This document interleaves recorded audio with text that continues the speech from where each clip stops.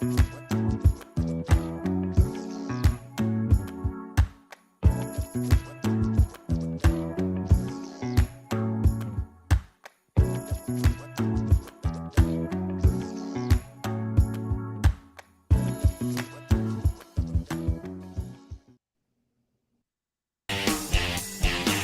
Fredericks, America's Godzilla of Truth. He's popular and proficient in picking politics with prophetic precision. And now J. Fred's picking sports. Are y'all ready for this? All across the airwaves and streams of the John Fredericks Media Network, John, Jack, and Nate, three guys that are pretty wise when it comes to picking winners. Football, basketball, baseball, soccer, golf, UFC battles, you name it. When the game is on your mind and money's on the line, Godzilla Wins is your guide to picking winners. Before you make that play, hear what J. Fred has to say. Godzilla Wins on the John Fredericks Media Network. Oh yeah, for entertainment purposes only.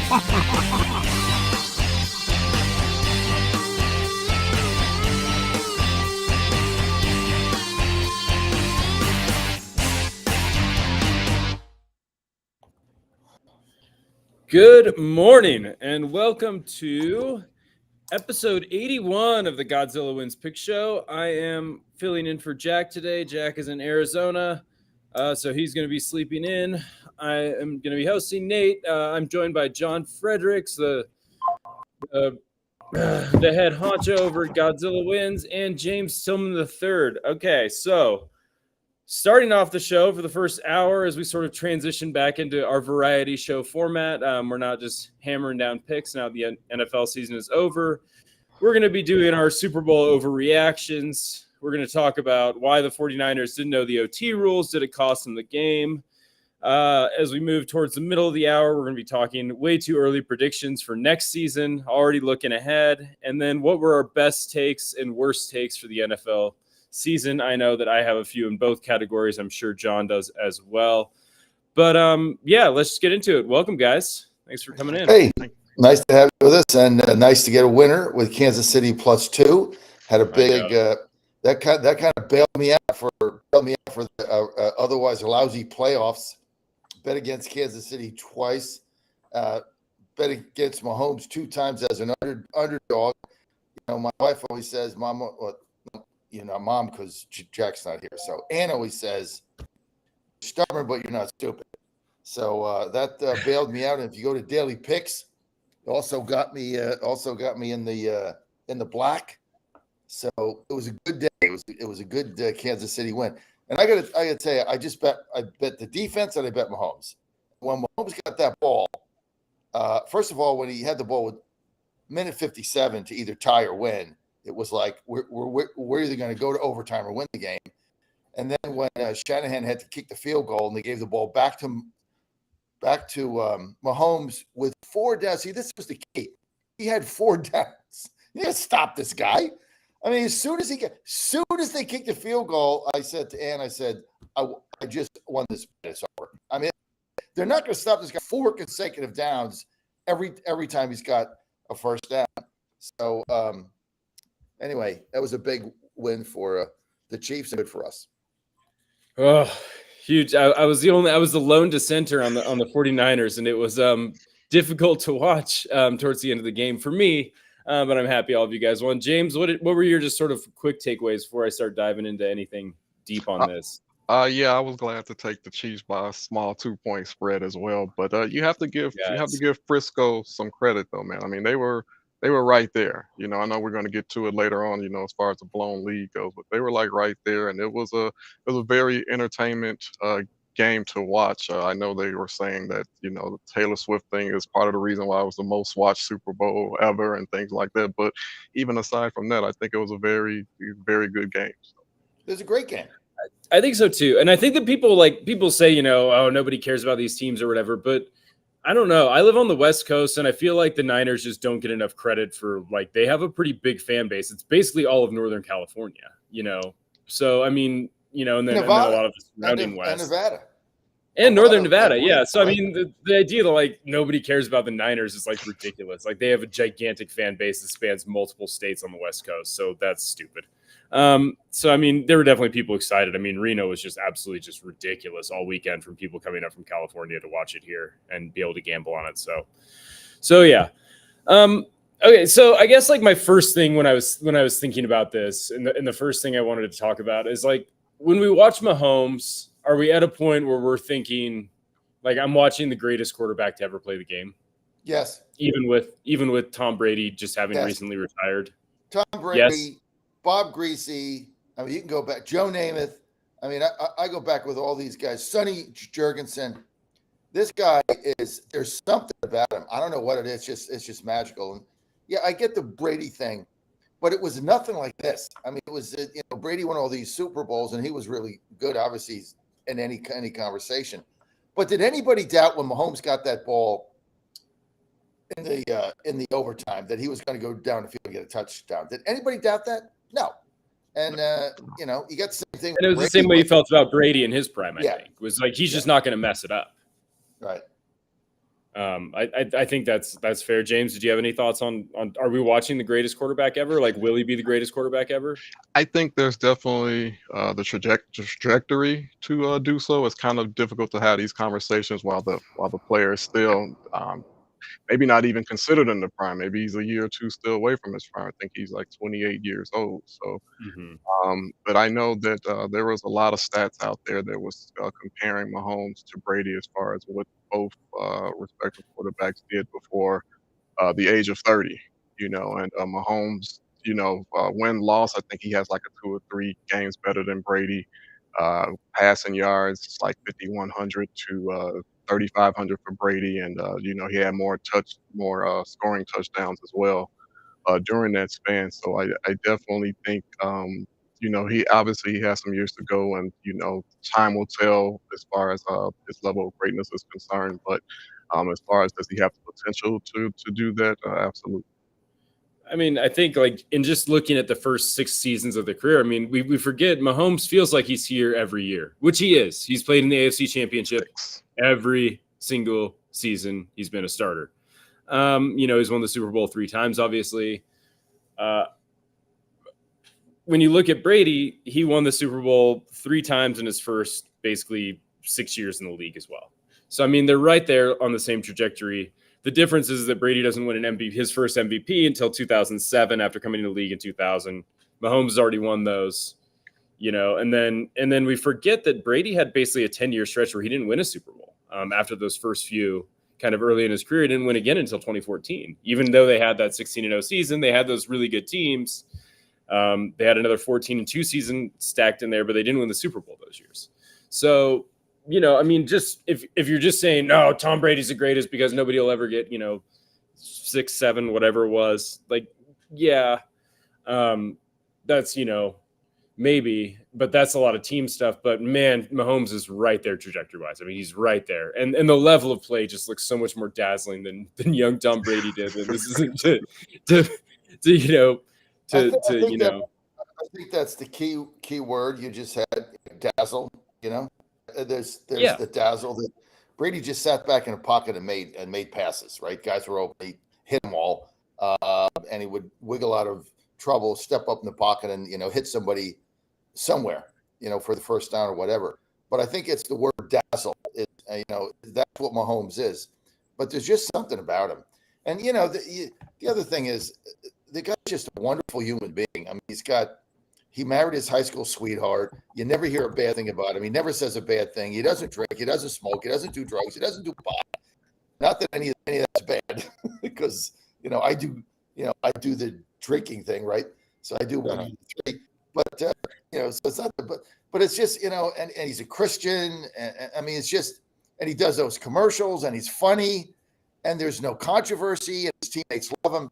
So there's all of that, and there's no like deflating footballs and stuff. He doesn't have any of those scandals around him, and he's just he's just a guy that it doesn't matter what his success is, he's still humble. He's a very special, God made a very special human being. Is all that I can say. Yeah, I think he's a net asset to the world. I think what I'm trying to say. He's just a net asset. Nate, kind of like you are. A net asset to the world. He is. I think he's just a front office dream. He's like the most exciting and responsible person on the field, and he's like the least exciting and responsible person off the field, which is exactly what I think every general manager for every NFL team, which is, they would love to have a roster full of those. Yeah. So yeah. Okay. So that brings us to, so if we're having the one conversation about Mahomes being potentially the greatest of all time, what do we do with Andy Reid? Because this was a coaching masterclass. I mean, obviously Spagnuolo has a huge part of that. Just because the defense was, basically won them the game. I mean, we can talk about Mahomes being great. He had some great sort of gritty end-of-game throws and plays, but the defense is what kept him around. Spagnuolo was unbelievable in dialing up pressure on Brock Purdy. They touched him 11 times, which is a lot. It seemed like they were always in his face when it really mattered.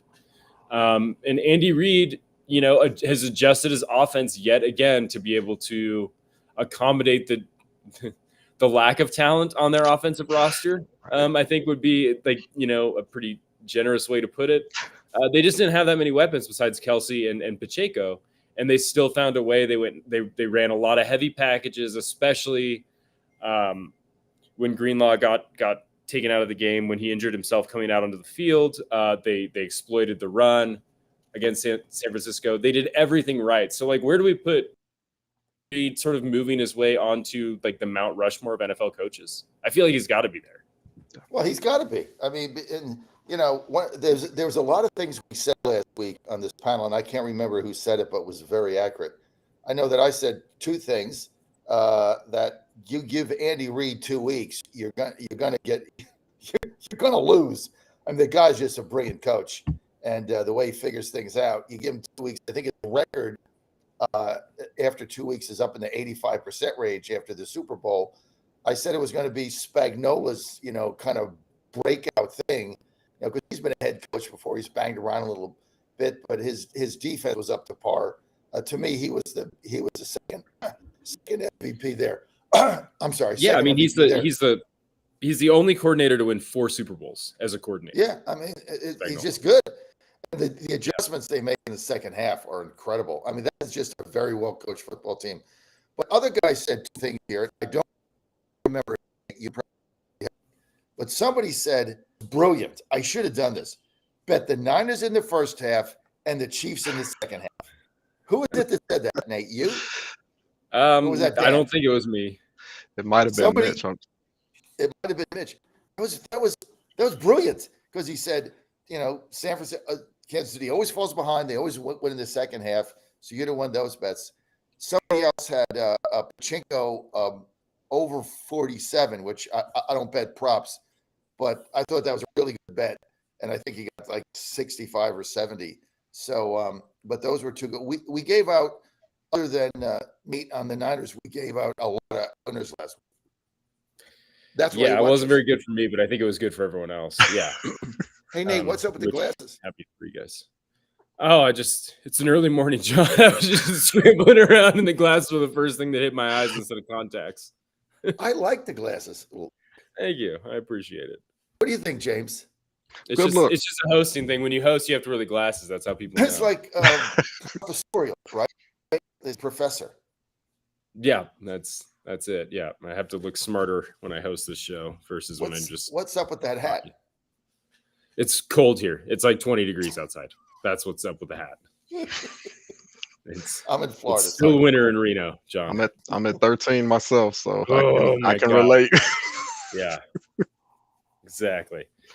All right. So, I mean, I guess the last thing is I guess if we just want to laugh at Kyle Shanahan if we just want to take a victory lap on Kyle Shanahan continuing to fail in the biggest moments of his career. I mean, what is it? I mean, they fired Steve Wilkes, right? Yeah, that was. Was it Steve Wilkes' fault? No, not. I mean, you had a team that played way above average during the regular season, and I mean, they did have them down 10-0, right? You know what I'm saying? So, and whether we criticize or agree with Shanahan to take the ball first in overtime or not, I mean, that unit played really well. So I don't, when these things happen, someone has to be the scapegoat, but I don't think that was the right move. And I think that Wilkes, it's not the first time he's been on the wrong end of being fired during his tenure in the NFL. I think he had a 1-year coaching stint with the Cardinals. He went 3-13 that year. He was let go after 1 year, and then a few years later with the Panthers, after they started 1-4 with Matt Rule, I hope I'm pronouncing the name right. He finished that season 6-6, and he was subsequently let go despite of playing 500 the rest of the way. So it just seems like that once again he finds himself, the odd man out, so to speak. Well, I Yeah, just I don't mean, think. and it does feel unfair, right? Because Well, I don't think the he fit the culture, Nate. I mean, basically what they were saying, like he started upstairs in the booth. That's kind of not the same. There's a San Francisco way, and I only know about this. I'm not a 49ers fan. I don't follow them. I only know about this because the Titans hired their director of player personnel, Rod Carthen, who's our GM. So reading the Titans stuff, from the Nashville Tennessean, from the beat writers, he kept talking about there was a San Francisco way, and the owner Amy preferred that culture they had or whatever it is of it. Apparently, they said he didn't fit that, but I think James is right. I mean, to blame Shannon, I mean, you got to scapegoat the coach. I mean, they don't even know what the overtime rules are.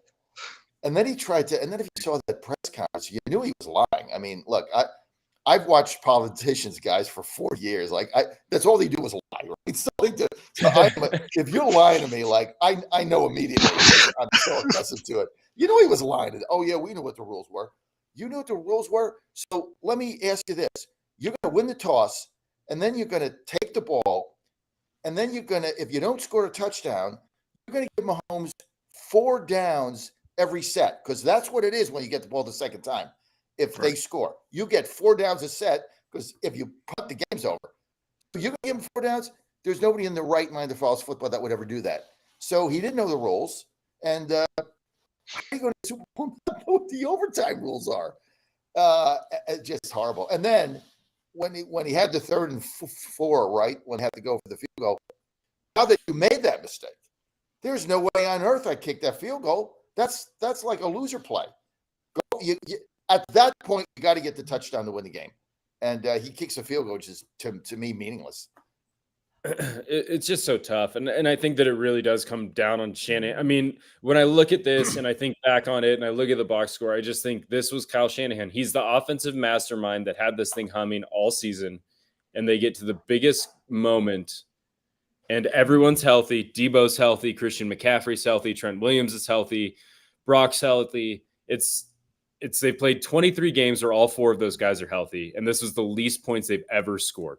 19 is the least points they've ever scored when healthy together. So it's a pretty big sample size, 23 games, and to put up the biggest clunker in the biggest moment. And Kansas City probably wasn't the best defense they played in those 23 games. So, it just feels like a real flat spot for Kyle Shanahan's offense, from like a schematic and adjustment perspective, more than anything, more than like it was a defensive lapse. I mean, their identity was built on just, being an unstoppable offensive machine, and for it to just sort of, not be able to get out of first gear against Kansas City, I think was really what hurt them more than anything else. I mean, I get the culture stuff, I guess, but man, it just looked like Kyle Shanahan blowing another game to me. That's just what it looked like. Yeah. All right. Make this text because this is about you. This is Lori, one of our listeners in Ohio. Perfect. She says, yes, Godzilla. Yes, I want to see Nate's flowing love. He's so cute. Just saying that, Lori in Ohio. Oh, thank you, Lori. Excellent. Yeah. And these healthy locks don't grow themselves. I use Healthy Cell. I'm sure Healthy Cell's got a product if you want some of these. John, why don't you tell them about Healthy Cell? I can't get over Lori's comment. Well, you got a fan there anyway, dude.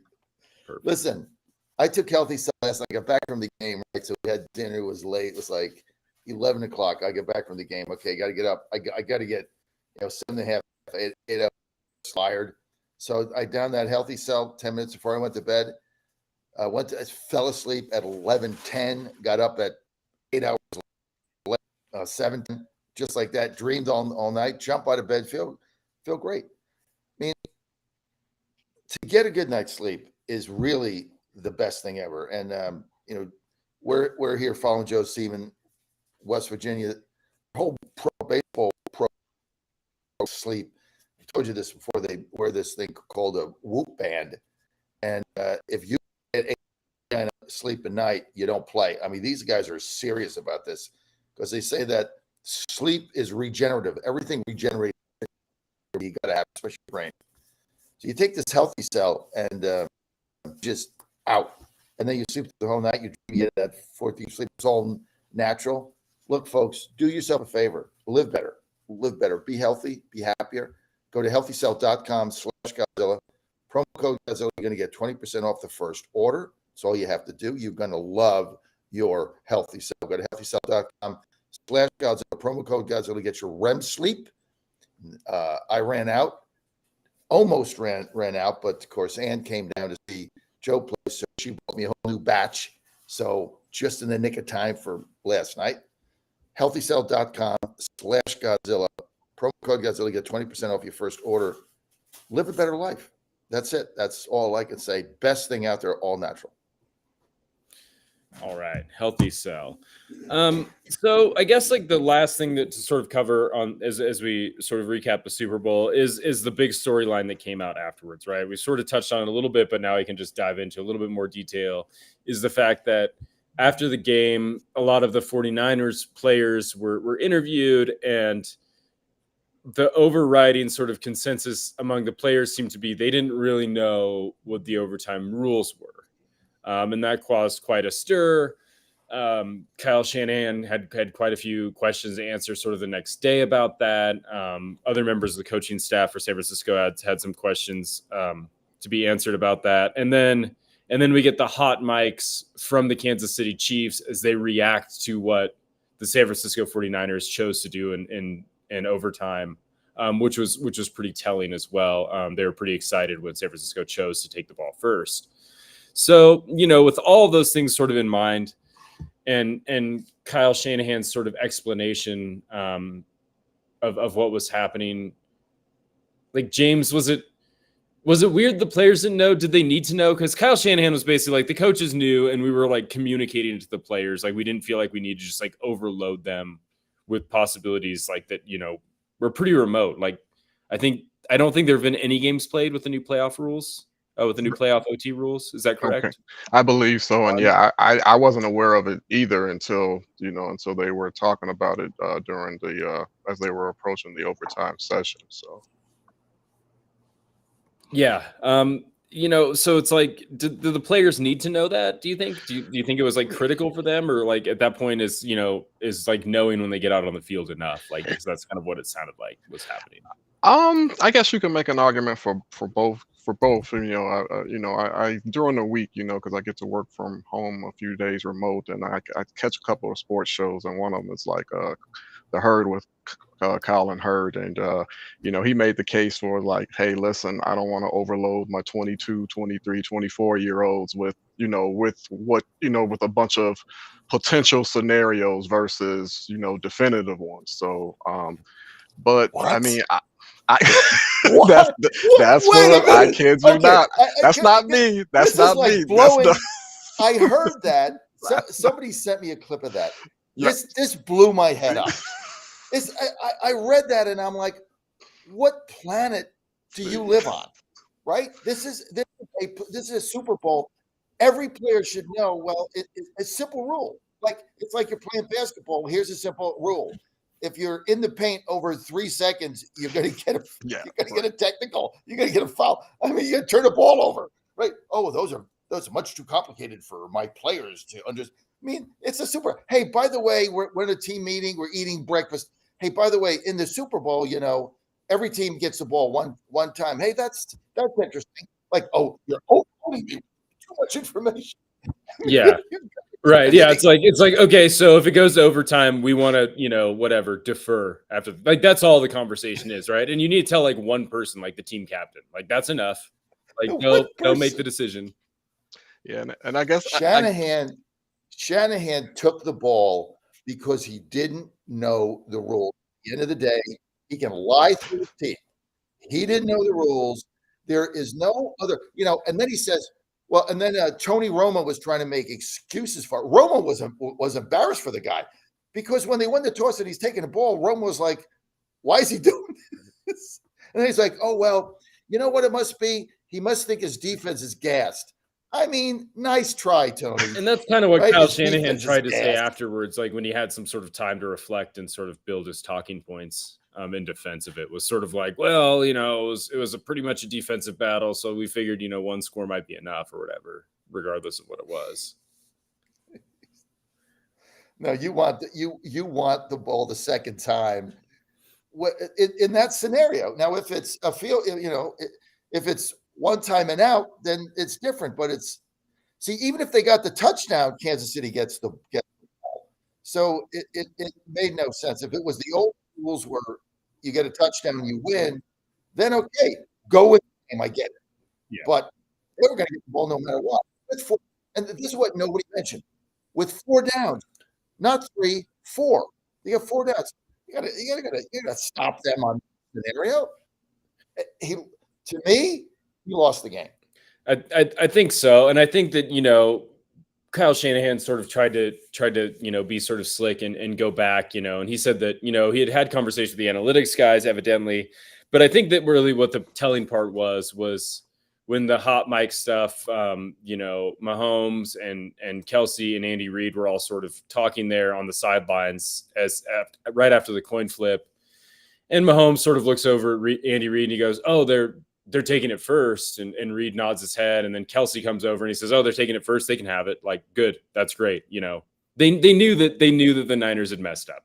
They were all excited that they had whiffed on that sort of critical point. So, I think for me, it was up in the air until I saw how excited the Chiefs were that the 49ers blew it. And then I was like, oh yeah, well, the Chiefs are like a better coach team. Like they're a more veteran team. And if they're like this excited about, how they're handling OT, that probably doesn't bode well for the Niners. And it didn't, obviously. Yeah. And that thing, you flip the narrative. Like if you stop them on their first drive, then it's like you guys talk about now your team is in that 4 down category. And I think that would help, Brock Purdy, who, hasn't, whose tenure has been very short as far as his NFL career is concerned. So, that there's that too. Yeah. Yeah. The idea of like, just letting, and then settling for the field goal there was just, yeah. And it's just more, this is what he does. Kyle Shanahan just makes weird decisions. And, I think he tries to, play it the right way and do the smart thing. And then it's like when the pressure really gets on him, he just starts doing weird stuff. And he just did it again. He just, he makes decisions that aren't optimal for his team in sort of critical moments when they really need him to be like a little bit more solid. And a little bit, be able to slow the game down a little bit. John, it occurs to me that we haven't done a DraftKings promo yet. You want to tell people about DraftKings, our big sponsor? Well, that's the only app that I use, and you guys, there's a bunch of them out there, FanDuel and MGM Grand, and they all got a lot of different deals going on. But I only use DraftKings because I really think it's the best one out there. And right now they got the best deal for our listeners. All you got to do is download their app, go to DraftKings.com, download their DraftKings app to your phone or tablet, and then you've got it. You put in $5, you're going to get $200 free bets, which is going to set you up for the basketball tournament. It's going to set you up for March Madness. I mean, you just can't beat $195 in free, right? You get $200 of free bets. You put in $5, and then just have some fun. And if you run out of money and you don't want to put any more in, you've risked $5. Come on, man. Just download their app, put in $5. You got to put in the promo code Godzilla. That's going to be the key to get the 200. Promo code Godzilla. You bet any game for $5. You can bet a hockey game, basketball, whatever you want. And then you're going to get $200 of free bets. And there's no restrictions on it other than you have to utilize it within a certain period of time. That's it. So do it now. You got all this basketball coming up. You got tournaments and SEC and ACC. Have some fun. on their money. It's the best deal out there. So all you have to do, DraftKings, download their app, promo code Godzilla 5 will get you 200. Done. All right. So Super Bowl or the NFL season is concluded. It's never too early for us to look ahead to next season. Never too early. So I guess we can lead here. We can lead with who do we think plays in the Super Bowl next year? Who do we think wins? And then we can sort of, talk a little bit just about, teams that we expect to make a big leap, teams that we expect to regress, et cetera, after that. But I guess just bold Super Bowl predictions. If we were just to call it way too early right now, who meets in the Super Bowl next year? Who wins it? John? Chargers. Chargers? Yeah, I like the Chargers. I think. Damn, you're taking one of mine. Coaches matter. Coaches matter. They have a very good team on paper, and basically they should get in the playoffs. They have a better defense than a lot of people give them credit for. They lost a lot of tough games this year because of their lousy coach. What was his name? Strahan or Straylahan or Stray? What was his name? Who? Their coach for Brandon Strayland or something. I mean the Titans beat him in the second game of the season as they start off 0-2. But look, Harbaugh wins. I don't care where he go. Remember, this guy coached in the NFL. He took San Francisco to the Super Bowl with Colin Kaepernick. I don't know what you think of it. Politics doesn't matter. The guy sucks. Okay, he's horrible. And he took them to the Super Bowl and almost won the game with a horrible – the guy sucks. And so – and you see what he did with Michigan. His players love him. I think they're going to be a formidable team. So, if, I had to take a shot, I'd say Chargers. Yeah, so Chargers, who do you think comes out of the NFL? In the NFL, in the NFC, I absolutely, in the NFC, I love the Packers. I love this. Yeah. This is a very young team. Sorry, James. They're very good. Jordan Love came into his own. They're another team that's brilliantly coached.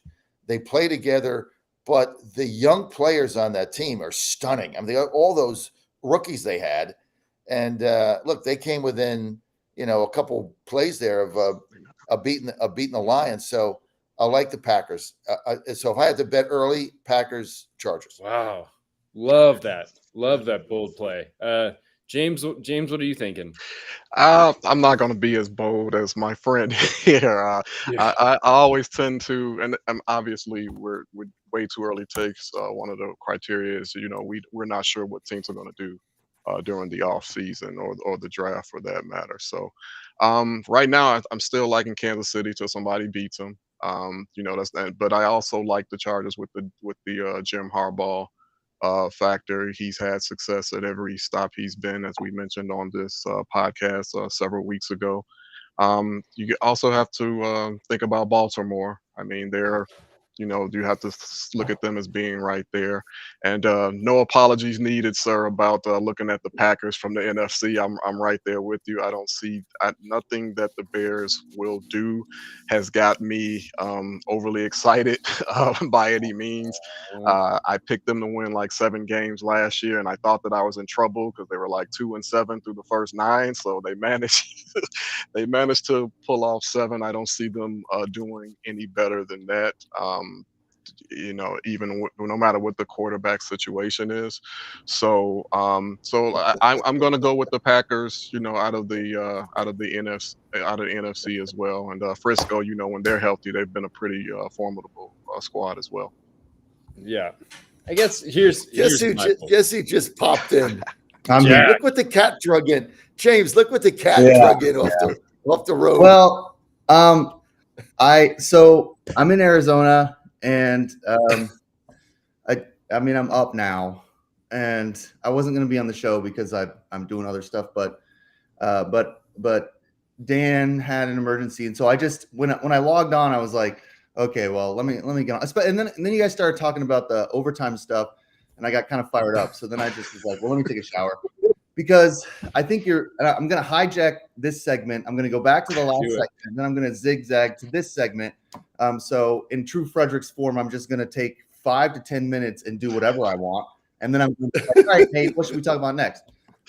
Just hop on and hijack the show. Yeah. Come by it honest. Right. Yeah. I just got to say this one thing. So he's whining about the fact that, I'm in Arizona because, I had these meetings. So I'm in Arizona. It's pack time. He's whining about I can't do the show. I'm in Arizona. And I got the text from him, and I'm thinking to myself, okay, Nate is in Reno on this. Yeah, but and actually he's an hour behind you. So Nate's on every week from Reno in pack time. You're basically on mountain time, and you're whining about being in Arizona. Meantime, poor Nate's got to get up. It's 20 degrees and put a hat on, get on the show because he's freezing his ass. And you're whining because you're in Phoenix, which is on mountain time. Not a good look. I never said I can't do the show because I can't get up early. Now, well, that was the inference. No, John's like a hijacker hijacking a hijacked truck. Yeah, right. I mean, a couple things. One, 2 or 3 weeks ago, you were in Vegas and you were like, I can't do the show. And we were like, oh, he must be doing something important. And then after the show, you texted everybody. You're like, oh, it's so good to sleep in. So don't like on me because you did that like 3 weeks ago. So there's that. But then also, I don't have a microphone, which I don't like to do the show with just my computer sound because it's not good quality. And I just didn't feel like I had time to prepare because I'd been doing all this other stuff and then got stuck in this thing. But so I'm not exactly prepared for the whole thing. But I'm here anyway, and I don't think I was whining, but I reserve the right to miss any show that I want to, being the host. I take lots of shows off. It's great for me. So the thing with and my internet is not stable. So if I'm cutting out, you have to tell me. But the thing with the overtime that I'll just mention, because I think you guys all made really good points, but the big thing that I was thinking is the argument is you're playing 3-possession football. So you want the 3rd possession so you can end the game because you assume the Chiefs are going to score on a 2nd possession. So you get the 1st possession and then you score, then the Chiefs scored. Now you have the opportunity to score again, which is dumb because the Chiefs can do that in the 2nd possession if you don't score a touchdown. So my thing is like, you have to score a touchdown. If you want the 1st possession in the new Super Bowl rules, you have to score a touchdown. You can't settle for a field goal. It is so dumb to be thinking that you can kick a field goal and then in overtime in a Super Bowl, you're going to stop Patrick Mahomes. Like you gave him the opportunity to just go down the field and score a touchdown in overtime. You already said your defense is gassed. So if you're going to take it first, get down the field, score a touchdown, and then you have to go for 2. Because if you just kick the extra point, now it's 7, Mahomes is going to go down the field. They already talked about that. Reed said if they score a touchdown, we get the ball, we go down the field, and we score a touchdown, we're going for 2 because we don't want to give them the ball back. So not only were they unprepared, but Shanahan made the wrong call. This isn't, a game in September with the Dolphins. I mean, this is like the moment. This is the Super Bowl. This is Patrick Mahomes. Like he's going to do what he does, which is win these huge games in these high leverage situations. And so if you're going to take the ball first, you absolutely have to score a touchdown. Then you have to go for 2. Then you have to give it to them and say, okay, now the only way that you win is if you stop us on a 3rd possession. And now we're playing 2 quarters of football. But that's so ridiculous. I mean, you take the ball second. So all his little stuff, he's just weaseling his way out of being unprepared. And the idea that he's prepared, but he doesn't need to overload his players like they have anxiety. Like, oh my God, I can't. One more thing. Yeah, these guys are the best in the business at this. They can handle a little bit of information. The Chiefs were talking about this in spring training. That's how teams who win Super Bowls think. When we get to this moment, this is what we're going to do. They had conversations about this in spring training or in preseason. OTAs, yeah. So there's that, which I think is important to understand. I think it just speaks to like veteran teams versus teams that San Francisco has veterans, but not necessarily guys that have played at that sort of on that stage for extended periods of time, like Mahomes and Kelsey and Reed have. Well, and it's just a coaching thing, right? I mean, this is just you're not prepared as a coach. You haven't prepared your team well enough. Belichick would have been having these conversations as well. As much as we sort of poke fun at the dumpster fire that is New England, that they were always known for that. Tom Brady would have had these conversations, regardless of who his coach was. Aaron Rodgers in New York, I guarantee they had a conversation at some point about, hey, if we get to the Super Bowl, the rules are different. Josh Allen, I'm sure they had one, but so it's indefensible. Cowboys didn't have one. No. No, nobody Cowboys didn't. Matt Eberflus was probably like watching the game, being like, "What? The rules are different? Like what this is so exciting." So, because I think for us, I didn't really understand the rules either, and Romo kept trying to explain them, but he wasn't doing a good job. They should have taken before the kickoff, they should have taken 5 minutes and just done a PowerPoint and been like, okay, so 2 years ago, the Bills got screwed. Next slide. Okay, now we changed the rules to this. So it was confusing for everybody. It's not supposed to be confusing for the coaches. That's not supposed to be confusing for them. Do you? I like that rule. Yeah. I mean, I like that rule because if you're going to give the other team an opportunity, I always thought, well, if they get a touchdown, they don't have one, so you always take the ball. You try to end the game. But I like that rule, and I think it should be for all overtime games because the other team should get a chance to get the ball, and tie it up and go from there and go for the two. And I love what Reed said. It was kind of what Jeff. Remember the Titans Super Bowl we were at where we almost tied it. The guy was 2 inches short or whatever. Yep. And Fisher said, if I get that was a Super Bowl. If I get that touchdown, we had already decided before that drive started, we're going for 2, end this thing. Yeah. Reed had already said that. I'm not going to give the ball back to them. I'm either going to win or lose with my offense on the 2-yard line, and I'm going to try to win the game. So they had this whole thing gamed out. Shanahan didn't even know what the rules were. But I think it should be. I think that's a better rule than if you get a touchdown, the game's over. I think each team should have the ball like it is in college. I think in the postseason it makes sense. I think in the regular season you would have a potential for some of these games to go for 7 quarters, right? And that we can't have the Raiders playing until 1 a.m. In October because these two teams keep scoring touchdowns. And nobody can just end the game. But you think for the playoffs that should be a standard rule? I think so. I mean, I love that rule. I think it's great. Yeah.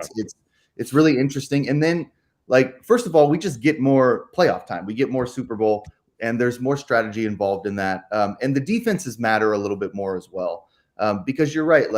The reason they changed that Bills thing, those guys were gassed. They didn't win the coin toss, and they just get smoked down the field in this incredible game where they should have had an opportunity. Josh Allen should have had an opportunity there to do that. So I like those rules. I think that they're going to produce some really interesting moments, and I hope in the future we get more. I mean, this was only the second overtime for the Super Bowl, right?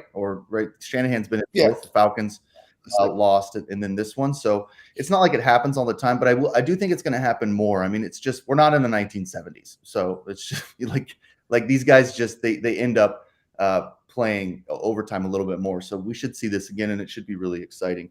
Now I'll zag back to our segment that we were currently on, which was way too early predictions. And I was actually impressed by Dad's predictions. I thought he would be kind of boring there. I don't have someone from the NFC, but the Texans, I think I want to take out of the AFC. CJ Stroud just looks incredible. I love D'Amico Ryans and that coach and the culture that he's built down there. They had a really great postseason. So if I'm being cute. If I'm not being cute, why aren't we just picking the Chiefs again? This is the Spurs. This is the Spurs with Tim Duncan, right? Just take the Chiefs. This is the Patriots with Tom Brady, in the 2010 to 2020. You just say the Chiefs are going to win the Super Bowl. It doesn't matter what the odds are, because if it's 6-1, it should be 2-1. If it's 16-1, it should be 2-1. It's the Mahomes is going to continue to be in this position. This was the year they were supposed to suck. This was the year that they didn't have a number 1 wide receiver. That their defense was supposed to have question marks. That Travis Kelce is getting a little bit older. They lost 6 games. They got blown out by Denver. Blah blah blah. And then they go and they win 2 games on the road. They beat the best team in the AFC. They beat the best team in the NFC. They beat the Bills in Buffalo, and they were supposed to suck. And they're gonna upgrade all over the place. So I think this is actually the toughest path ever to a Super Bowl victory. Yeah, I mean, maybe the Giants, when they won the first one against the Patriots, and they were a wild card team. They had a tough run, and of course they had to beat the undefeated Patriots. I think they're a wild card team both times. The Titans were a wild card team as well. There's been some, 5 or 6 seeds to get to the Super Bowl, but not really win it. You don't see that a lot. And so, I just go with the Chiefs. Yeah. The Patriots got to the Super Bowl as a wild card. This is before the Belichick days against the Bears, right? When the Bears had when the Bears had Mike Ditka blew him out. Patriots got there as a wild card, but I don't think a wild card team has ever won the Super Bowl, to my knowledge. The Giants. Maybe they have. Giants did. Oh, the Giants. Yeah. Okay, the Giants. Thank you. The Giants. And we've had some, live ones. I remember the Cardinals a few years back were pretty live. Oh, that's when they won. Card. That's when the Cardinals won nine games and got within one Kurt Warner touchdown pass of winning the Super Bowl. But I guess I'll give my prediction now since I've listened to all of yours. I think that for the AFC, I think that it's got to be the Chiefs. My head tells me the Chiefs. My heart tells me the Texans. And the AFC, my head tells me that probably a team in the NFC North goes deep. And I don't even know who it is. I'm not as confident as John. I don't know if it's the Packers. I don't know if it's the Vikings with Kirk Cousins back. And I don't know if maybe it's the Bears with Caleb Williams. The Bears played pretty good. I mean, I know that I'm sorry, I'm just going to get you juiced up here, but they played pretty good at the end of the season. They have a real number one wide receiver with DJ Moore. They have a real defensive threat with Montez Sweat. They'll probably add another piece on the defensive line in the draft. They have good draft picks, and they had Caleb Williams. It looks like a real team, and they get whatever for Justin Fields when they trade him. So, I mean, I don't think that there's reason to despair even in Chicago. I think that they're a live team. So I think that any of those three, I'm like, these are pretty good teams. And Detroit, who just had a playoff, right? Yeah. I mean, all of the teams in the NFC North are solid teams right now. And I think that they're going to, sort of harden themselves against each other and then get into the playoffs. And one of those teams is going to make a ton of noise. James. Team right there is really good. So the thing with the NFC North, I mean, do you even feel? I mean, as a Bears fan, you never feel confident, but it's not like the Bears are a bad team. If you put them in the NFC South, you'd be like, oh my God, these guys are amazing. Just walk away with it. Yeah. I mean, I don't know if you can, if as a Bears fan, in the NFC North, if you can even be optimistic because of watching both the Packers and the Lions' success, and you really never know what the Vikings are going to do. Yeah, I'm like I said, in a different division, maybe, but I definitely like both Detroit and Green Bay as far as looking forward to next season versus the Bears. They may surprise me, but and I could be a. What do you think of them? What do you think of them getting rid of Justin Fields and going with Caleb Williams?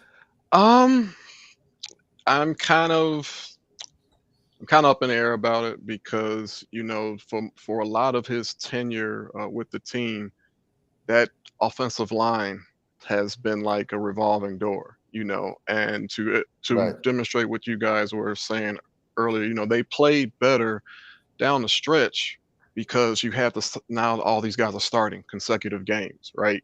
So, and then they didn't acquire DJ Moore until this past year. So, I mean, he was playing, a lot of times with the below average offensive line, no deep perimeter threats to get the ball down to. So with that being said, I'm not sure if he was given the best opportunity to thrive within this offense. And to be quite honest, but go ahead.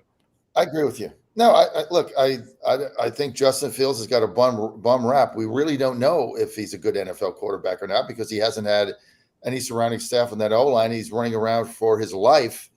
And but there were games where he looked really, really good. Mm-hmm. So, you guys got the number one draft pick. I guess everybody says you're going with Caleb Williams, but no one knows, really what Justin Fields can do. We do know that he can run the ball. Right.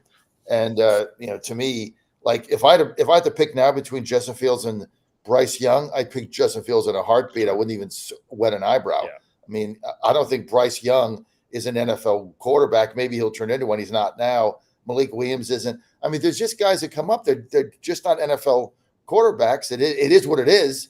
And I'm not sure that I think courts down on Fields. Yeah. I mean, yeah, I think the Fields thing is mostly just like a business decision. They have to reset the clock. Fields is going to be up for an extension soon. Now's the time that, you get Caleb Williams, you get him on a rookie deal. You have like real talent on that team now. Now is, if you get Caleb Williams and he's even just, a little upgrade from Justin Fields, like you have a real team that can go to the playoffs. Right. And I think that you just have to do that, and you can spend money elsewhere that you wouldn't be spending on Fields, right. In a year or two. I'd love to see him in Atlanta. I think so. I think he'd be great in Atlanta. Yeah, all those weapons around them with a run game to rely on and a defensive minded coach with a top 10 defense from last year. I think he'll be fine on another team. I mean, there's a lot of evidence that says there's not a lot of quarterbacks that when they go to a second team they thrive. There's a couple that we can think about off the top of our head, and they're unique situations a little bit. These are just guys who we would maybe consider a bust, like Ryan Tannehill going to Tennessee. That worked for a while and then it didn't work, but he also had the best running back maybe in the history of the game for those years when Derrick Henry was so dominant. There's Baker Mayfield, and this is his third team, and it took him a while to get there as well. But you'd really have to start checking off boxes. Kirk Cousins, I think, had success in Washington. I wouldn't put him in that category. He was very highly sought after. When you're thinking about quarterbacks that get a second chance on a team because it hasn't worked, there are not a lot of those. So it's almost like it's maybe probability wise better to just draft one, but that's also low. I mean, maybe you get one quarterback out of the draft a year that works. Yeah, you don't know. I mean, look at. There's a bunch of them. Look at Ritter. But look, I think your Dirty Birds play is brilliant. I mean, I would love to. If I'm a Falcons fan, man, I'd be salivating to get Justin Fields here behind that offensive line with those running backs they have with those big tight ends. I mean, I'd love to see what he can do there. Ritter's not an NFL quarterback; he's got to go. So you're not going to win games with that guy. And again, look, this isn't a knock on these guys. I'm just being honest. They're not the same thing with Malik Willis in Tennessee. The guy's not an NFL quarterback.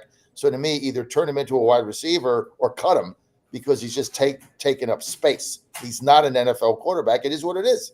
Well, and there are reasons to have guys like Josh Dobbs who might be a good backup for 3 or 4 games, or the dude in Dallas who 2 years ago righted the ship for a while. I forget that guy's name. Nate, I know you know it. Yeah. It'll come to me as soon as we're done with the segment. Yeah, but like Cooper Rush or something like that. Cooper Rush, yeah. Cooper Rush, very, very good, James. Yeah, so I mean, there's those guys who are backups, and they're just backups, and that's what they do. But then there's guys like Desmond Ritter who I wouldn't even want him in as a backup. If your quarterback went down and you were in the middle of a divisional race and you were like, all right, Desmond, here's what we want you to do: win 3 of 4. No, I mean, he's just gonna be all right, coach. I'm gonna throw 15 picks. So right, yeah. I think Willis is kind of an okay backup if you just need a guy for a game or two, because his game, he can kind of stretch the field one way or the other. So there's reason to keep some of those guys around, but he's not an NFL quarterback. And Will Levis is the future at Tennessee right now. So one thing that I do want to go around right before we get to this next segment, and just very quickly, let's just rattle off your prediction, not just Super Bowl, like we did the Super Bowl. Let's do MVP, and then let's do one team that's going to just go from playoffs to either missing the playoffs, from playoffs to bust, if that makes sense. So MVP, who's your MVP pick for the 2024 season, and then what team made the playoffs this year is going to miss it the next year? We can start with we'll start with Nate. Josh Allen for MVP. I mean, I think that he had a real case this year, and Lamar was just, a little bit more spectacular just in terms of what he was doing on the field. But Josh Allen was really the engine on that team, and he had some elite games. I just don't see. We hadn't talked about the Bills at all being a team that could be back next season as a legit team, but I mean, man, they played pretty good, and at some point they're gonna break through, and Josh Allen just seems to be getting better and better. So I kind of think that he's my sort of early pick for MVP would be him. In terms of teams that could just totally crater that made the playoffs this year, I mean, it's not fair to be like, oh, Tampa Bay is not going to bring it next year, so they never really brought it this year. I think the Cowboys will probably regress. The Eagles will be back. They'll be better. Every team in the NFC East will probably be better.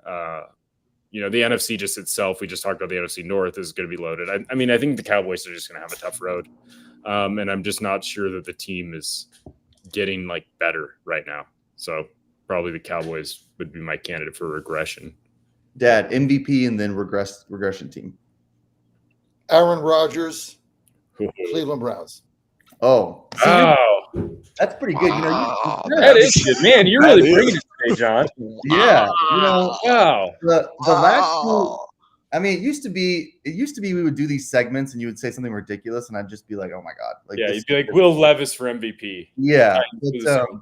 But I was thinking last week too, your point about Spagnuolo being kind of having the most on the line was really good. I was like, oh my God, I didn't even think about that. This is his legacy, right? Doing this with two teams and having these great defenses. 4 Super Bowls. Aaron Rodgers, didn't even think about that. All right, James, go ahead.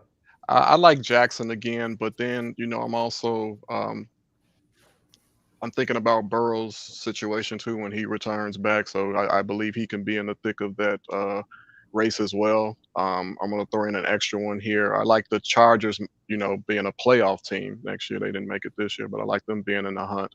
And I'll have to agree with Nate as far as the Cowboys. I mean, for some reason it's like regular season, whatever, but playoffs has been one and done and forever. So yeah, I'm going to go with those two selection. Yeah. So Mahomes for MVP for me, and then Ravens to miss the playoffs. They always seem to do that thing where they go from here to here to here to here to here to here. I love the Ravens, but the Ravens they're always injury bitten and they're so reliant on Lamar. And if Lamar's hurt, they're just over with. And he gets, he gets hurt a lot because he's mobile. I know they protect him more this year. And that's a tough division. I mean, I know the Steelers are still not formidable, but the Browns are pretty good. And but they're going to be more formidable. They should be. If you believe Mason Rudolph is the future of the middle. That's what he keeps saying. So a lot of people saying Tannehill. Yeah, that's right. So there's that too. And then I mean the Cincinnati thing, right? Cincinnati should be fine. Joe Burrow is one of those guys who's always going to win. And so now you're back to having one of the best divisions in the AFC, and it's hard to win 13 games. And we saw, look, they won 13 games. They beat the Texans and they got smoked by the Chiefs. So I'm not exactly really, but I don't know. Their defense is amazing. So that is something to, I guess, consider. But I'm just going to say Ravens be a little bit different there. So we have 3 minutes here before we get to the top of the hour, talk a little bit just about sports in general, some other topics going on. But one thing that we can do that we can just kind of keep doing the roundtable for a couple minutes. This is a segment that I thought we might have a little bit more time for, but maybe not.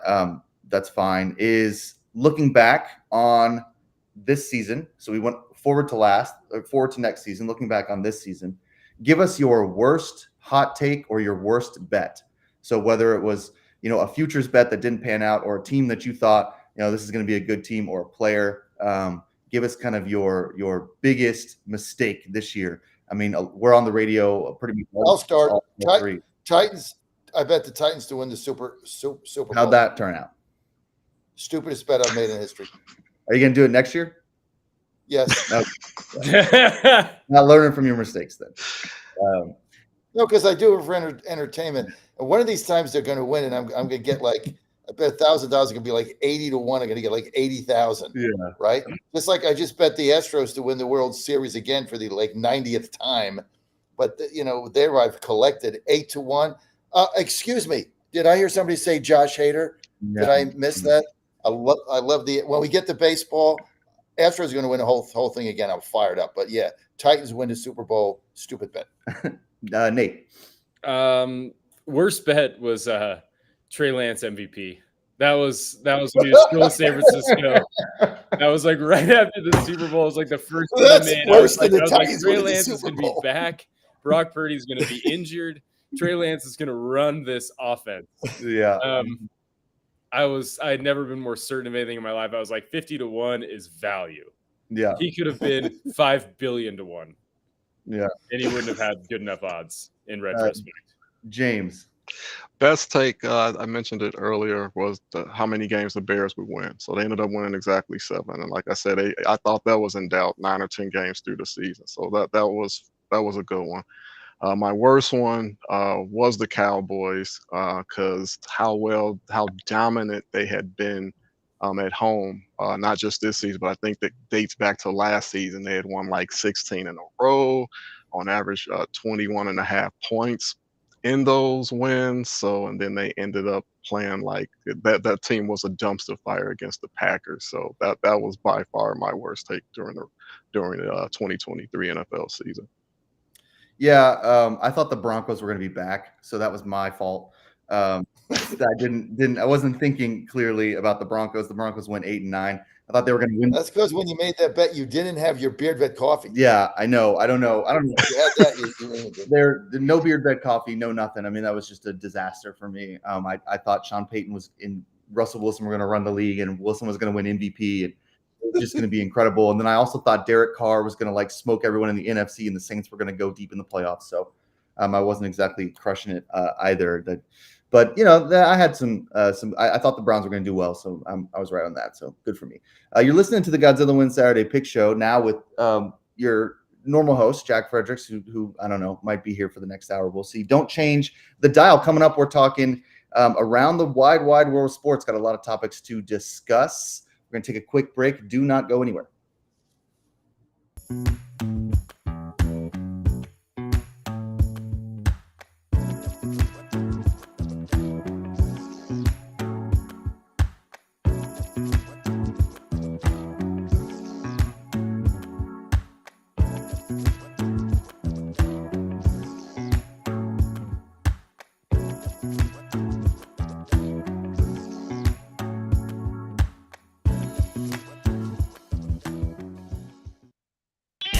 You're listening to Godzilla Wins on the John Fredericks Media Network. For a deeper dive without the jive, visit the website of winners, GodzillaWins.com. Let's get back to the show with the guys in the know, John, Jack, and Nate. It's Godzilla Wins on the John Fredericks Media Network.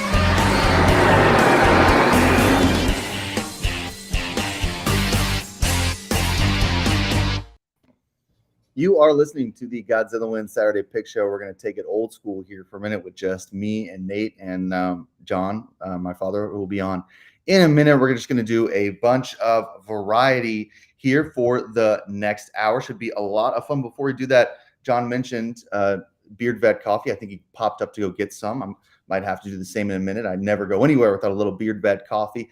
This is some of the best coffee you can get on the market, folks. What I need you to do is go to beardvet.com. That's beardvet.com. You put in the promo code Godzilla. Why Godzilla? Because that's the name of the show here, GodzillaWins.com. You can go to GodzillaWins.com for all your sports predictions and analysis as well. But you go to beardvet.com, you can get whatever you need. You can get the ground, you can get the whole bean, the K-Cups, which is what Dad drinks. They got different flavors. I prefer just the regular flavor, which is just really incredible. Gets me up in the morning.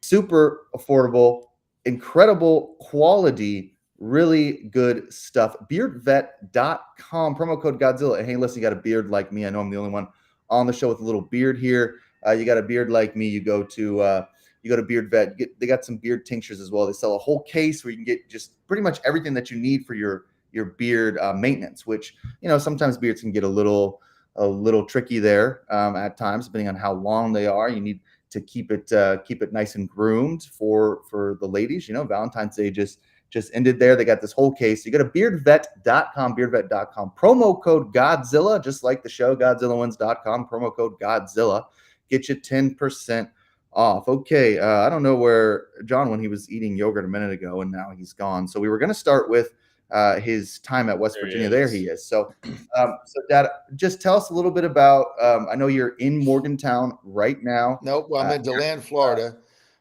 He's not. Oh, it's not. It's not a.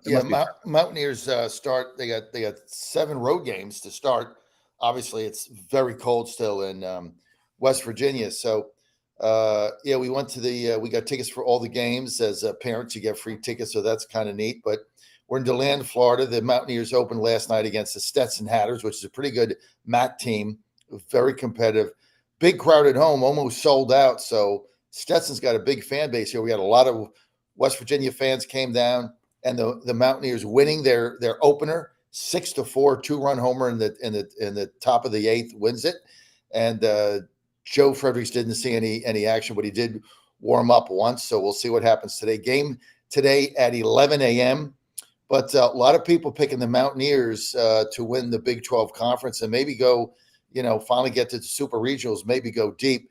They got a really good pitching staff. They got frontline starters. Their starter last night, Aiden, sat at about 92, 94. He got his fastball up a couple times to 94. He's got a good breaking ball, threw a lot of strikes. But Stetson's a very competitive team, and anybody that bets NCAA baseball in the MAC, I wouldn't discount them. They're a very solid team, very well coached. Mountaineers got a 4-1 lead last night. It looked like they were cruising. Stetson stormed back with a 2-run homer, then a solo homer to tie the game, and then our right fielder sophomore hit a 2-run homer. And I can't remember all the names. I'll get there, but he hit a 2-run homer at the top of the 8th to win the game. And so Mountaineers start the season 1-0, and we'll see what happens today. Game time today, 11 a.m. because of the rain.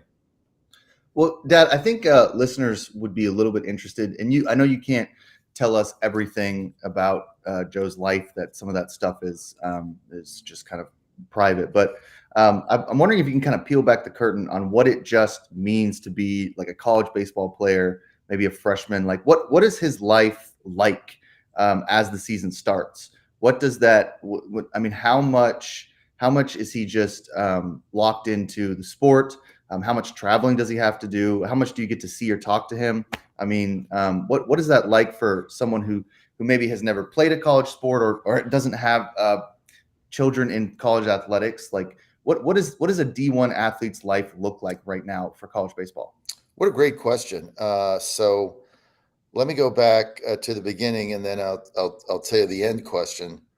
I talked to him a lot on the phone. We don't get to see him a lot, because they're with the team. This is not like travel ball or D3 baseball. You don't.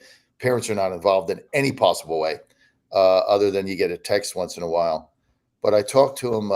What today said? I talked to him Wednesday night when they were getting ready to fly here. They had a team breakfast at 6 a.m. Then they get the bus to Pittsburgh Airport. Then they fly to Orlando. Then they get the bus to DeLand. Then I think they're staying at the Marriott Courtyard here. Then they had a practice immediately. When I was talking to him Wednesday, let me sum this up. He said to me, I've dreamed about this since I was 9 years old. I wanted to play D1 baseball. I wanted to go to a big college. I wanted to play in a major conference. I've worked so hard. I didn't have the height. Everybody overlooked me. Dad, you traveled with me all over the place, middle of the night, driving around that Saturn. And he said, I worked so hard, and I'm getting up today, and it's real. Mm-hmm. Yeah. So I think that's, because he's not one of these kids that were 6'7", and, everybody was looking at him. He got overlooked because he was 5'7", 5'8". And so just hearing him say that, like, I'm here, like it's real, like I'm getting on a bus, I'm going on an airplane, I'm going to throw in a game, I'm going to commit with guys on base, I'm a player on this team that they're depending on, and it's real. I'm not playing travel ball. I'm not in high school. I'm not doing all the stuff to get here. Like, I've got here now. I just have to perform. And he said, I have to get outs, and all I'm focused on is getting outs. Whenever that phone rings and they call my name, I'm there to get outs. And that's basically all the kids focused on. I mean, all of his classes are online. Like, they left Thursday at 6 a.m. They're out for a week and a half. They don't get back till late Sunday night, a week from tomorrow, when I think they have a home game on Wednesday. It's their first home game against Canassus. But it is at that level, I mean, it is a tremendous commitment. And he had a little arm issue the other day, and he had to get that needle and do PT. Now feels fine. But every waking moment that he's not studying, he doesn't go out. They don't do it. They don't have time. Everything is focused on getting better and playing baseball. So it's like a full-time job, and then you're in college. But he's enjoying every minute of it. And it's, as a father, all the time we spent, Jack, driving around that Saturn in the middle of the night, and going from tournament to tournament to try to get him in front of a college coach to be seen, and then going to the camps and everything like that. It's been quite the journey, and it was a fine young man, and I think the level of focus and dedication he has is nothing like I ever had. I mean, it's unbelievable, and I think that's what that's what you have to do in this in this type of an environment to be successful. Now his goal is to get out, to win games, and hopefully get drafted. Yeah, and I mean, having Nate and I have both taught college before, taught university classes. And one thing I can tell you is that baseball players travel almost more than any other team. Even basketball, I mean, they're gone for tournaments and stuff, but baseball, they're just gone all the time. Baseball and golfers travel constantly. They're always out for a large chunk of time. The baseball season in college is long too, so it's a big sacrifice in that year, that kind of baseball season. That spring semester can be a lot for someone who's trying to also juggle athletics, which is a huge part of why he's at West Virginia as well. But I mean, the height thing is something that I think is really important to bring up when talking about this stuff, because it's not normal to see someone his height that is playing D1 any athletics. You're never really going to see it in basketball. Someone who's really undersized. Every once in a while, you see someone who's a bit undersized really dominate, but it's unique. I mean, Jose Altuve, everybody points to him as someone who is so undersized and yet so dominant. He is one of the best, probably to me, the best to ever put on an Astros uniform. Obviously has been so good for so long, but it takes a lot. And what you don't realize is, like, when you're undersized and you're in the major leagues, like, it's a good story, but you're in the major leagues, like, you made it. When you're undersized and you're 16, you have a lot of people who are pretty small-minded, people who like to make children feel small, telling you that you're never going to actualize your dreams because of something you cannot control. And it's a really harmful way to treat any child. You never want to tell a child that. It doesn't matter what their dreams are. You want them to work as hard as they can for whatever goals. That's just good character building. But there were a lot of coaches along the way, I think, for Joseph, who at least implied, if not outright said at some point, this is all for nothing. You are not going to make this dream come true because you're too short. And that's just a ridiculous thing to tell a 15-year-old. And it speaks to his character that he's able to take that and use it as motivation. And now he's playing, I mean, I've never played D1 sports. Nate hasn't either, although I think if Nate gets a couple drinks in him, he'll tell you he could have played D1 golf. I don't even know if he needs a couple drinks in him. He might be able to tell you right now he would have played D1 golf. But it's pretty cool, like walking off the bus with the gear on and stuff. I mean, I don't know if I'll tell you one story, Jack, and obviously you're his brother, so you know the story, and that's why you brought it up. But I'll tell you one real story. I mean, it's just real. I could write a book on this stuff. But he was playing for a travel team called the Dirtbags, which was basically the worst organization I've ever been involved with. But he was with the Dirtbags, and we were in South Florida. I don't remember where, Fort Lauderdale. And he was talking to the coaches at East Carolina University. That was his first choice because they talked to them every week. You have to call them because he was not a junior. So he's going through that. And the pitching coach was coming to a game that they were playing to see him and a couple other players, and he told them that. So Joe told the coach that, and so he was supposed to pitch in front of him because he was going home the next day, and so he didn't throw. He didn't warm him up. He didn't throw. They were trying to win the game. I guess they played the starter went 7 innings, so he didn't throw, and the coach had to leave. And so Joe went to the coach, and he's like, "Look, they came here to see me. I mean, I worked so hard. They couldn't see me because of COVID. last season. They came here to see me, and I was supposed to throw an inning. What's the deal? And the guy said to him, look, dude, this is what he said to him, because it's memorialized on a text. He said, look, stop. You're not going to play D1 Power 5. ECU has no interest in you. You're not big enough. None of these teams that you're talking to have any interest in you. What you really got to do is you got to change your expectations. And let's get you talking to Campbell or Wofford or, one of these smaller schools in North Carolina, UNC Charlotte, they might be looking for a left-hander. Elon, that's a better fit for you.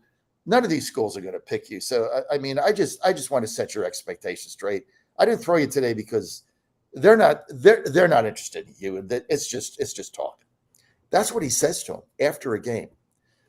So Joe gets back and he tells me the story.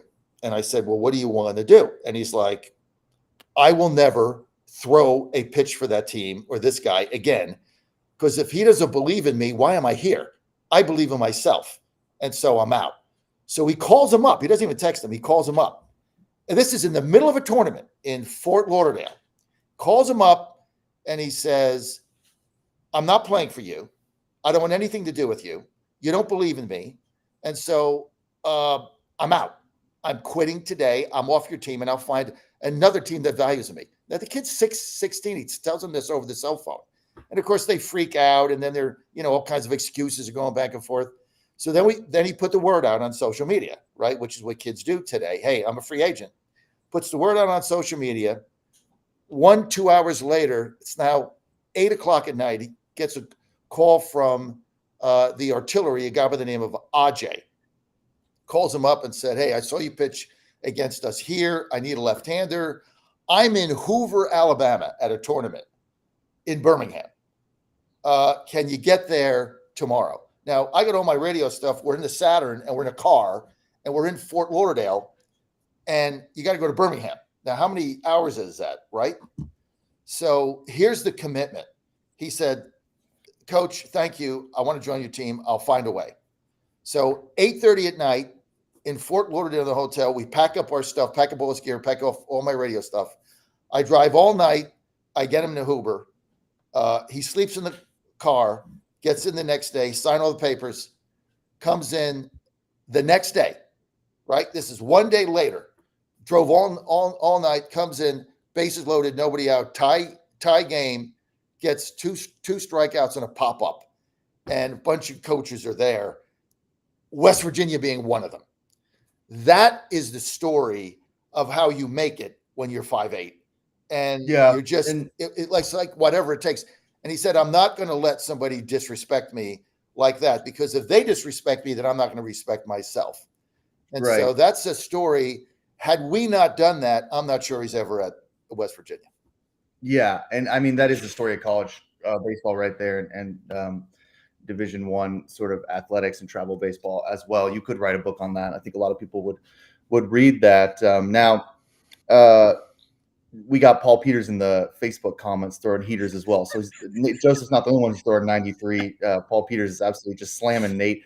I guess everybody's upset that Nate's got long hair, so he might need to cut it. But Paul Peters is just absolutely throwing fastballs down the middle, trying to get Nate all riled up on the camera. So Nate, you're gonna have to hold it in for a minute here, as our boy Paul just continues to insult you while you spend the next 40 minutes on the air.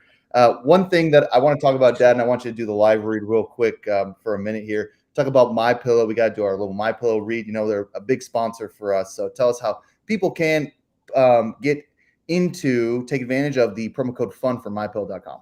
Socks. MyPillow has the best socks ever. I now buy all my socks on MyPillow. Go to MyPillow.com. They got the best socks, but they got everything. The towels. Okay, so I tell you the story. I travel with my MyPillow 2.0. It's the first thing I pack in my bag. I can't sleep in these hotel pillows. I want my pillow. I want my MyPillow 2.0. And then I also bring one towel. So the first thing I pack is my pillow and my towel. Why do I bring a towel? Because I can't stand on hotel towels either, right? when you get My Pillow towels and you get out of the shower and like, oh wow, this beautiful towel, it soaks up everything. It feels so good. So I just hang it up to dry. So I bring my towel, I bring my pillow. I got my slippers on right now. I got the My Pillow socks. It's the best products out there. Plus, they've been a believer in our show from the beginning. Mike Lindell is a really good guy. Whether you agree with him or not is relevant. I don't agree with him on everything, but he's a salt of the earth. And if he sees something and he likes something, he'll put his company behind it. And he did that here on Godzilla Wins and told us, good luck. I love what you're doing. I love that you got your son involved and his friend Nate involved. He's tuned into our show. It thinks it's fun.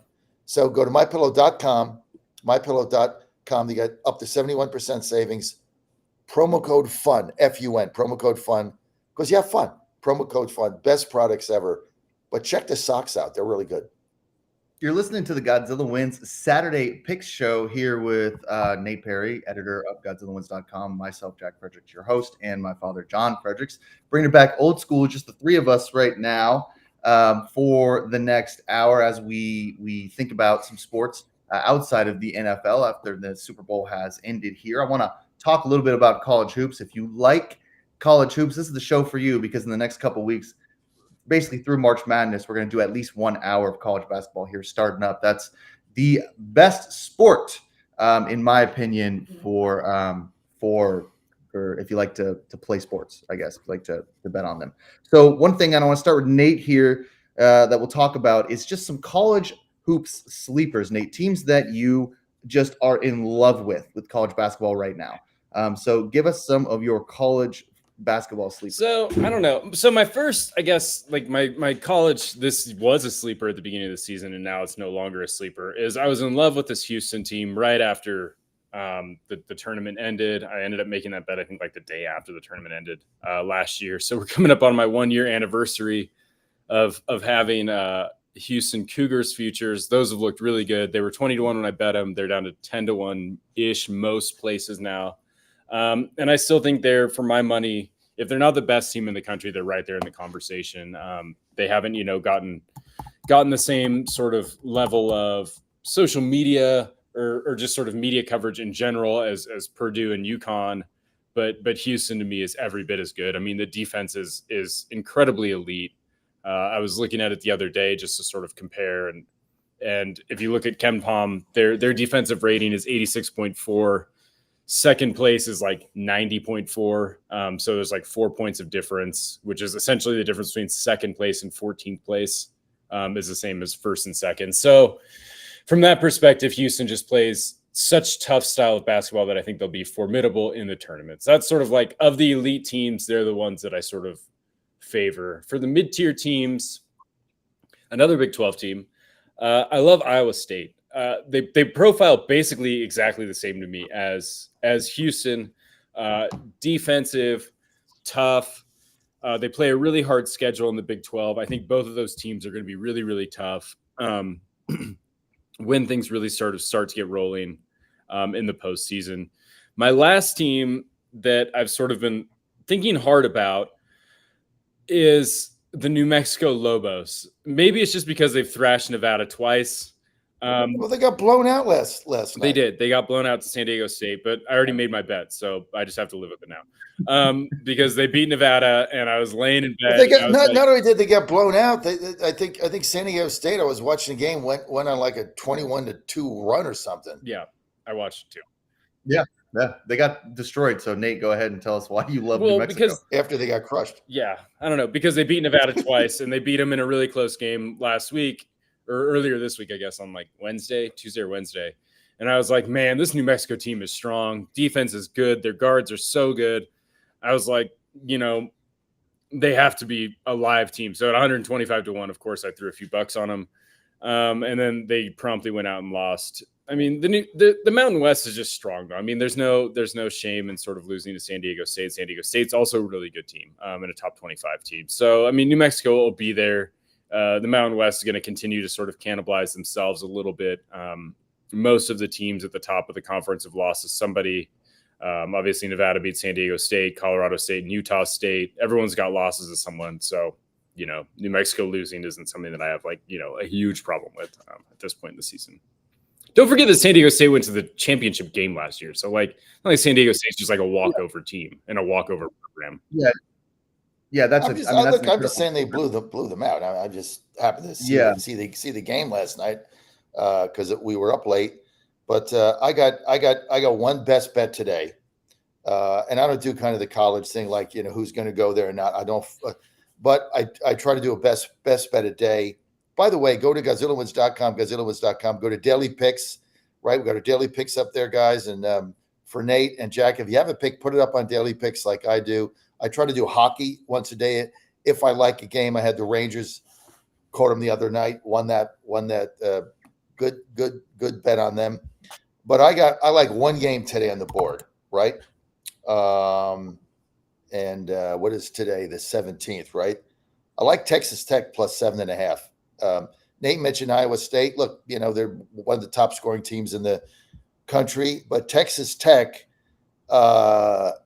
after losing a bunch of games, they beat UCF.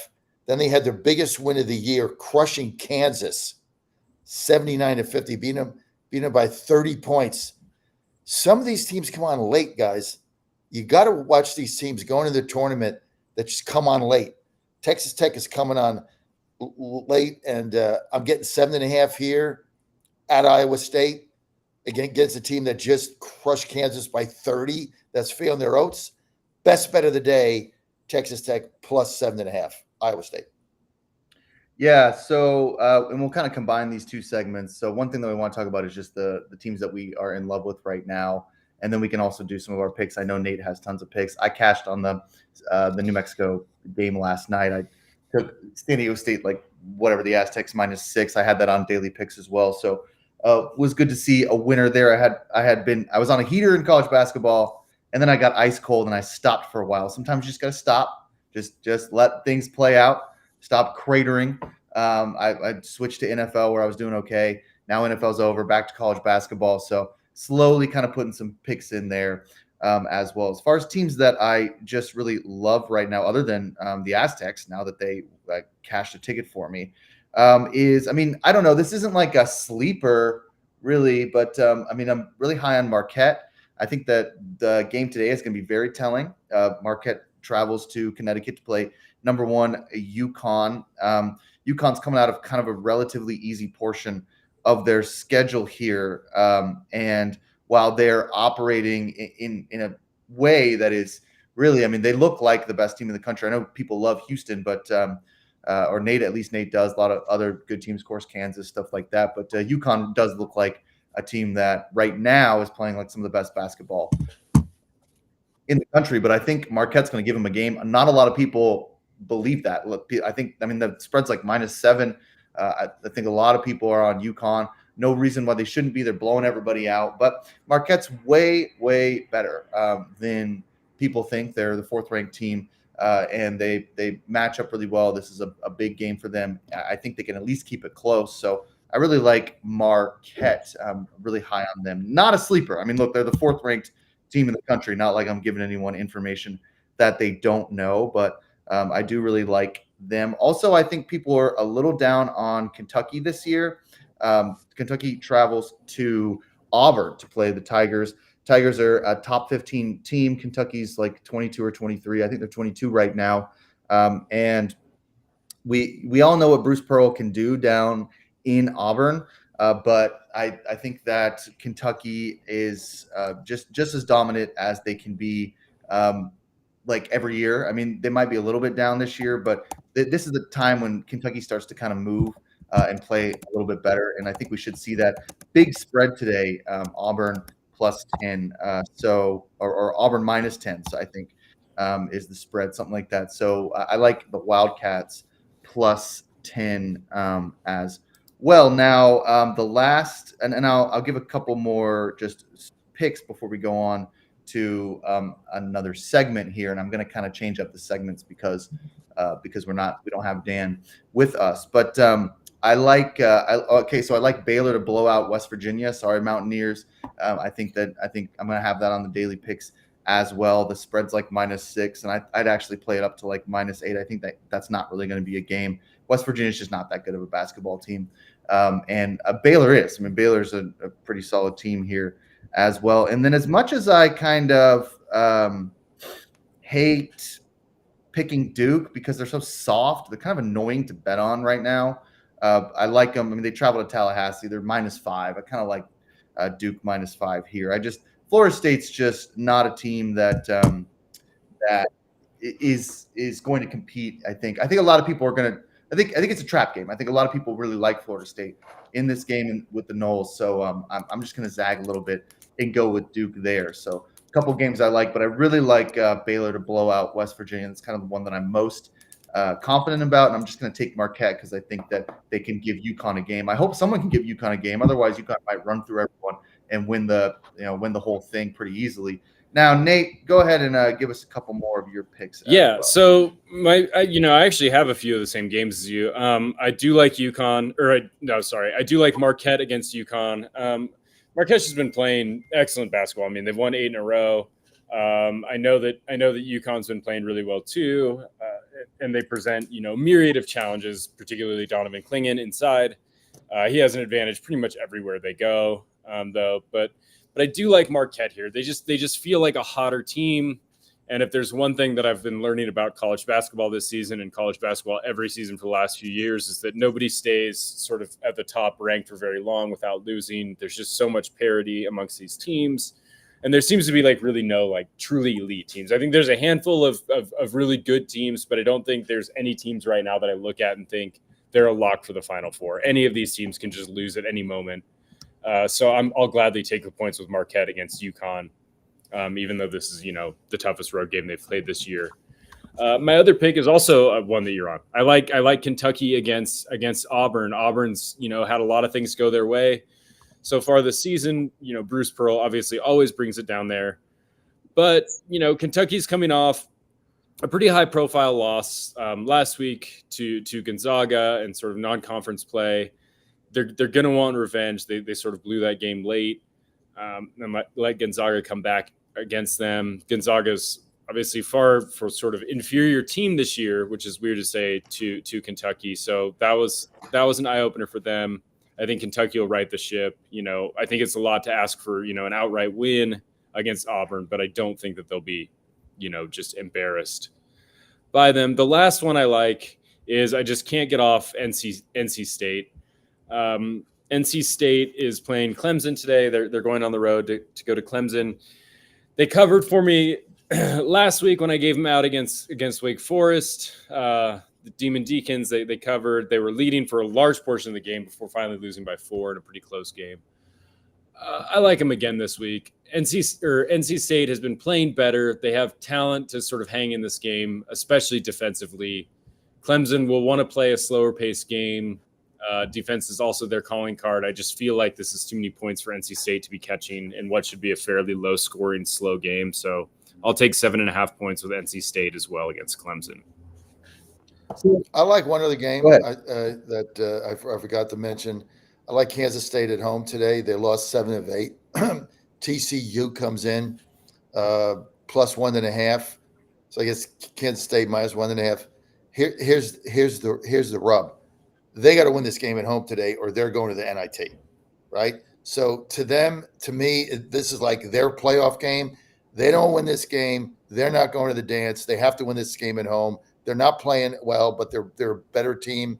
Horned Frogs come in, win or lose, no big deal. I'm going to go with Kansas State minus 1.5. Yeah, and look, you listen to Godzilla Wins Saturday pick show here.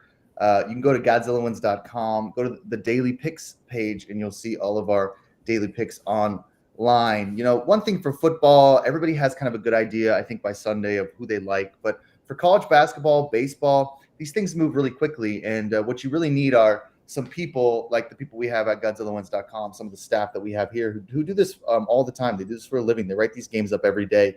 This is their job. And so you go to those staff picks and you'll see my picks, you'll see Dad's picks, Nate's picks, Dan, James as well, Trent, who does college basketball for us as well on the website. So GodzillaWins.com in those daily picks, and you'll see those picks up. I'll have some more up today. I'm sure we all Will. So go ahead and check that out in a little bit to look at our college basketball picks and just get a good idea of what you want to play today if you're in a state where mobile gaming is legal, or you can, of course, find yourself in a brick and mortar casino, which I know they are not there. It's not as common these days for people to actually stand in a brick and mortar casino in a sports spec and like stand in line and go to the cage and say, I want to take this, and then they give you the ticket. People don't do that anymore, but I do that. I know you do it. Yeah. I do. You know, I do it in Mississippi when I'm available, when I can do that. Nate does it as well. But given the choice, I'd rather do that, you know, because obviously you got your phone DraftKings or whatever.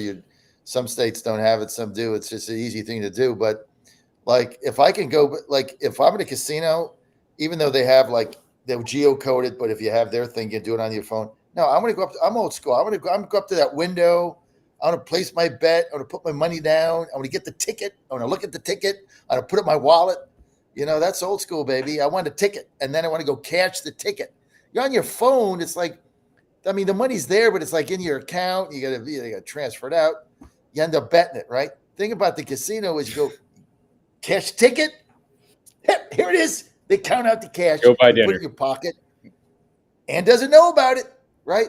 See, you get a DraftKings, that goes back to my account. Who do you think ends up with that? Mom does. Oh, forget that. That's why I like to go casino, get the cash. Nobody knows nobody knows.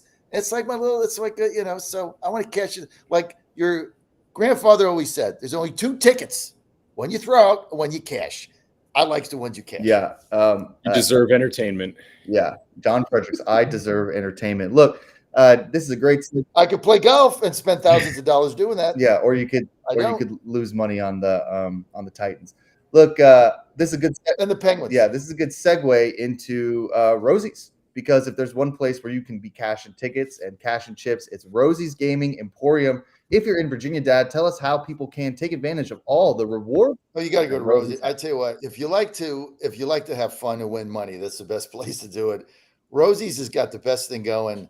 Right now, horse racing doesn't start till July in Colonial Downs. But they have the slot machines there, but they got the biggest jackpots and the biggest payouts in the world. And why is that? Because when they got in there, the Virginia General Assembly made them get the lowest. The state gets the lowest takeout of any casino in America, which means bigger jackpots. All this thing is regulated. They can only have a certain percentage. So you get the biggest jackpots, you get the biggest payouts, you have the most fun. They got all kinds of fun games, and it's a great atmosphere. And it's safe, it's secure, it's clean. I mean, that's the thing about Rosie. Go to some of these casinos, it's seedy. No, Rosie's bright lights. They have a different atmosphere. They're not pumping in oxygen, all that stuff. They actually have windows. It's very different. And you're going to love Rosie's. Plus, the food is great. Drinks are great. Great date night. Great, just good fun. Plus, they got the TVs upstairs and OTB and all that. And then you can bet all the basketball games. Go to rosiegaming.com, rosiegaming.com. Have fun, win money. Okay, so I'm going to switch up the run sheet here. You know, if I know people listening don't exactly know what that means all the time. It's just the what we talk about, the schedule, the production of the thing. And because we don't have Dan right now, we were going to do, some hockey talk. And I know Dad's always locked into hockey. But to be honest with you, Nate and I just don't do a ton of hockey. So we're going to zag a little bit and just talk a little MLB, because if there's one thing my father will always want to talk about, it's a little baseball. And look, and maybe it's just because I'm in Arizona, so spring training, you can feel it in the air. It's like, oh my God, it's so warm here. It's 75 degrees in Phoenix right now. So it feels like spring. I do not want to go back to Mississippi where it's 30. I'm so angry that I have to leave and go back and be cold again. So maybe it's a little bit of that. Spring's in the air here, spring training coming around the corner. But let's talk a little about the MLB. Dad, just give us some of your picks here, and I'll kind of read off some of the I just had them up, the futures for World Series. I mean, we'll just talk a little bit about just the World Series, who can win it all. So Dodgers plus 350. Okay, there's your favorite, 3.5 to 1. Wow. Braves 4.5 to 1 plus 450. Astros 8 to 1. This is to win it all. Yankees 10 to 1, which is interesting. Orioles 12 to 1. Rangers, defending champs, 14 to 1. And then we go down the list and we get what I would consider long shots, maybe Phillies 15-1. So, Dad, I know you're going to talk about the Astros, but I know you'll also have some thoughts on some other teams. So take it away. Tell us a little bit about some of these predictions for you for the MLB season, which is just around the corner. I love spring training, and you're in Arizona, which is the Cactus League. I'm here in the middle of Florida, which is the Grapefruit League. Pitchers and catchers, they came in on earlier in the week, so everybody gets in on Monday. So it's kind of fun. I love spring training, and during baseball season, I do picks every day. I do my daily picks every day. I do my Johnny Quick picks every day. I'll do a video every day. Everybody knows I love baseball. I love Major League Baseball. Obviously, look, I'm an Astro fan. I love this Josh Hader signing. Did somebody say Josh Hader? Right now we got like 2 closers. The first thing the new manager did is a spot of the first day. First day they got in, 10 a.m. They get in at 9, 10 a.m. He has a meeting with Presley, our closer, and Josh Hader. And this is leadership. He says, look, guys, I love you both. Here's what we're going to do. Josh Hader's the closer when he's available. Ryan, you're the closer when he's not, but you're also going to be setup guy, whatever. We think that's the best thing for the team. And I just want to lay it out so we know leadership immediately what's going on. Brilliantly done. You can say, well, Ryan Presley's been an awesome closer, has not given up a run in the playoffs. His ERA in the playoffs is like, he's got 18 saves or something in postseason for us. He's been dominant. So Presley's reaction is, hey, Josh Hader makes us a better team. I'm paid to come in and get outs. You put me in the 3rd inning, I'll get outs. 5th inning, I'll get outs. 8th inning, I'll get outs. Going to 9th inning, 10th inning, I'll get outs. And it's all about winning. Right attitude, said the right thing. Astros got their whole team back. And so with Josh Hader, I love the Astros here at 8-1. I've already bet them. I'm probably going to bet more when I get out my Kansas City money that I got to get out of there because I like to bet I like to bet the ticket in my pocket. So I'm going to do that. But I love the Astros at 8-1. The other team, there's another team I want everybody to look at this season, right? And that's the Kansas City Royals. This is a very, very dangerous young team that everybody's writing off. They got a couple big names, but they're a small market team. Don't spend a lot of money. Not a big fan base. But I would be very leery this season of betting against Kansas City like we did last season. I made a lot of money early in this season because they sucked. Just I didn't care what the line was. I'm not going to do that this season. I think if there's a sleeper team that sneaks into the playoffs, kind of like, remember I said to you guys at the beginning of the season, Arizona was going to be the shock team. I nailed that. They were absolutely right. Got to the World Series. I said that in March. Kansas City is going to be the shock team this season. They got a good young ball club. They got legit starters. They got a bullpen. They're fast, and they're going to be. I think they make the playoffs and maybe beat somebody. So my prediction: shock team Royals. 130-1. If you like the Royals, if you got $10, 130-1, cashing that ticket would be that you'd be hooked for forever on baseball if you cash the 130-1. You heard it here first, folks. Kansas City Royals making a little bit of noise this year. Nobody watches as much meaningless baseball as John Frederick. So if he says that the Kansas City Royals are going to be good, you can really guarantee that they will, because there's nobody outside of the Kansas City area who's been watching this team. So you never know. Now, Nate, a couple MLB predictions here. You got, I know you like some of the heavy hitters here, Dodgers, Braves, who knows? Who, if you're just looking at these futures right now, who you throwing a couple bucks on? I think that John's, I don't know if I love like Kansas City, to win the World Series, but I think there are worse bets that you can make than plus 850 to win the AL Central. Like that feels reasonable to me. Because the Royals are really like one of the only teams, when you look at the AL Central, they're really one of the only teams that looks like it's actually going to be better this year.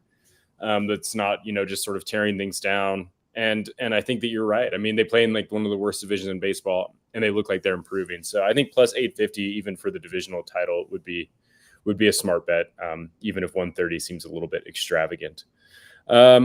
I mean, the team that I just can't stop sort of staring at just from a futures perspective. And I think it just has to do with, we're talking about the worst division with the AL Central, and then pivot to, maybe, probably the strongest division, which is the AL East. But I can't get the Rays out of my head. They're just good every year. It just doesn't matter what they do. It doesn't matter how much better the Yankees get. It doesn't matter how much better the Orioles get. The Rays are just always there. They lost some players. They lost Glasnow. They lost Manuel Margot. But yeah, but they're brilliant. You're right. They're brilliant. They just got a pitching tree and they shake it and they get guys throwing 97. I don't know where the hell they get exactly. Some guy from 97 that throws. They just signed Maton. Which they actually stole the guy. He was one of our best relievers. I mean, Nate, you're right. I mean, you got to look. They do a lot with a little, but Kevin Cash and them, they just figure out how to get the players to win games. I mean, they're 35-1 to win the World Series right now. They're plus 650 to win the AL East. And they're plus money at a lot of places. They're plus 130 just to make the playoffs. And it's like at plus 130 to make the playoffs. Gosh, I mean, it's a long time to tie your money up, but Tampa feels like they're going to make it. I mean, they won 99 games last year. They had, if you look at almost every sort of big, predictive metric, they were among the best teams in baseball if they weren't the best. I mean, the Rays just feel, like they're not getting any love because they're being overshadowed by sort of the big boys in their division, but they look every bit as good as anyone else to me. So that's one that I've been thinking about a lot. I think that there will be teams. I've made some futures bets. I ended up making a decent sized bet on Wyatt Langford to be the AL Rookie of the Year for the Rangers. I don't know if he'll be on the opening roster, but he's 10-1 to win the AL Rookie of the Year. There's so much power there, hitting wise. If he gets a chance with the Rangers early, I don't see why he can't hit a whole pile of home runs. So that's sort of where I'm at, I guess. Just in terms of baseball, but man, it's still pretty early. I think this is going to be an epic season because you got the Dodgers that spent $1 bajillion, and they got the two pitchers and Shahoni and the guy from Japan, and Shahoni. But there's some really good young teams coming up that are going to be fun to watch. Reds, gotta watch that. I mean, look, I live in Pittsburgh, but it's got nothing to do with it. These Pirates. Remember, the Pirates started off last year 25-8. Then they got a bunch of injuries. I think one of their good young players got hurt, but they got McCutchen back for veteran leadership. They got a very good young team. I think they're gonna win some games, and you got the Phillies in there. If I was betting who was going to win the World Series in the NL, I would bet Philadelphia. I think they just got too many bats, and they always beat Atlanta. So then they just got to beat the Dodgers. We'll see how that goes. But a lot of good young teams, and then we've had some teams that have gone backwards that you mentioned. White Sox backwards, Cubs back. Cubs did nothing. Cubs are going south. Twins did nothing. They're going south. Cardinals did nothing. They're going south. So you got teams that haven't been in there in a while. I think Arizona is going to be competitive again. San Diego, who the hell knows? Half their team's gone. I don't even know who's on them. And then, of course, you got the Yankees that have the best team money can't buy. They just don't win. They got all these great players again. They got the guy from San Diego now, but they just don't win. They have no pitching. So I don't care how many bats you add. Like, you got to get somebody out. So I think it's going to be a very fun season. Lot of young teams that are, I think, going to be making some noise. It's going to be fun. Baltimore 12-1 to win the World Series. I like Baltimore. I think that they were terrific last year. I know they're in a tough division. That division's always turning over. They're not like the Rays where you just expect them to be there. But Baltimore was really good last year, and their youth showed at the worst possible time to a team that ended up going to the World Series. So it's not like the Diamondbacks didn't beat anybody else. They ran into a hot team, and they were able to they weren't able to cash on that. So I think at 12-1, I think if Baltimore beats the D-backs and loses, whatever to us, it wouldn't have been the D-backs. Who did they lose to? Because Rangers. The Rangers, right? Yeah, sorry, I've got the two sleeper teams last year mixed up. But yeah, so they lost to the Rangers, who then beat the Astros. Maybe it's if it's Houston, Baltimore, and Houston beats them to go to the World Series, then they're probably 7.5 to 1. They're not 12 to 1. So you get a little bit of money there that I kind of like. Yeah. It's a good bet. I like the Braves at plus 450 because I just feel like they're like the most complete team. They're always dealing with like 1 or 2 injuries. And I know that they run into Philly and it's like choke central all the time, but I don't know. And then the other thing that I kind of like the Rangers to win the division at plus 200. I mean, I like the Astros. I think the Astros are another thing, like the Chiefs, like the Patriots of old, like the Spurs. Like you just right now, like why not just put some couple bucks on 8 to 1? The Astros have shown that they just keep doing it over and over and over again. But they are getting older. They don't have as much as they used to. This is now their 3rd manager.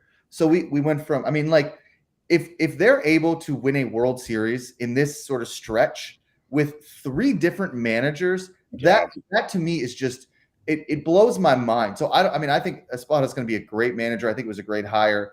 I'm an Astros fan, so I hope that works out. But I just at some point, like the bubble has to burst on the Houston Astros, and the Rangers win the World Series, and now they're plus 200 to win the division, which they lost to the Astros last year on the last game of the year on Sunday. Lots of stuff can happen. There's no value in betting the Astros at even money plus 100 to win the division. But you get a little 2 to 1 with the Rangers. So I mean, I kind of like that, but I don't know. I mean, it's really difficult with the Astros. So Orioles maybe is my play here to maybe win the World Series. But you can't count out Houston at this point. And in the National League, I really like the Braves. They're such a complete team. And it's no fun to bet the Dodgers. It's just not. Like unless the Dodgers, I agree with you. That you are so right. Like it's no fun. Yeah, it's no fun. Yes. Yeah, it's absolutely no fun. I'm glad I know you guys. No fun to bet the Dodgers. But yeah. So I mean, it's like the perfect day. The perfect day for me. The perfect baseball day. The what do you call it? The immaculate day.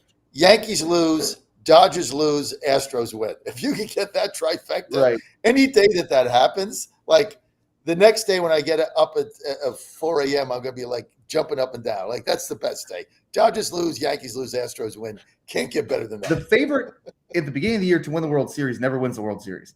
Like this isn't like the 98 like Yankees, right? Like it doesn't happen anymore. There's a lot of parity in baseball. Too much crazy stuff happens in the playoffs. Like 3.5 to 1. Like they could win 100. Lock up your money for the longest season ever. Right. To win like $75. Like it doesn't make any sense. Like you might as well throw some money on the Rays or whatever and be like, oh, this is going to be awesome. At least that's like to me a little bit more entertaining. But yeah, I don't know. Like I'll give you your 20 on the Dodgers and wait 10 months to cash out 90. I'll give you another. I got to go, but I'll give you another future. I like. I'm a West Virginia fan, but I don't know what the odds are on DraftKings, but I like West Virginia to win the Big 12. I mean that their pitching staff is really good, and plus they got the number one. They got the guy that's going number one in the draft projected with J.J. Weatherholt. He was 1 for 3 last night, but he hit one line drive that was probably 110 off the bat right at the shortstop.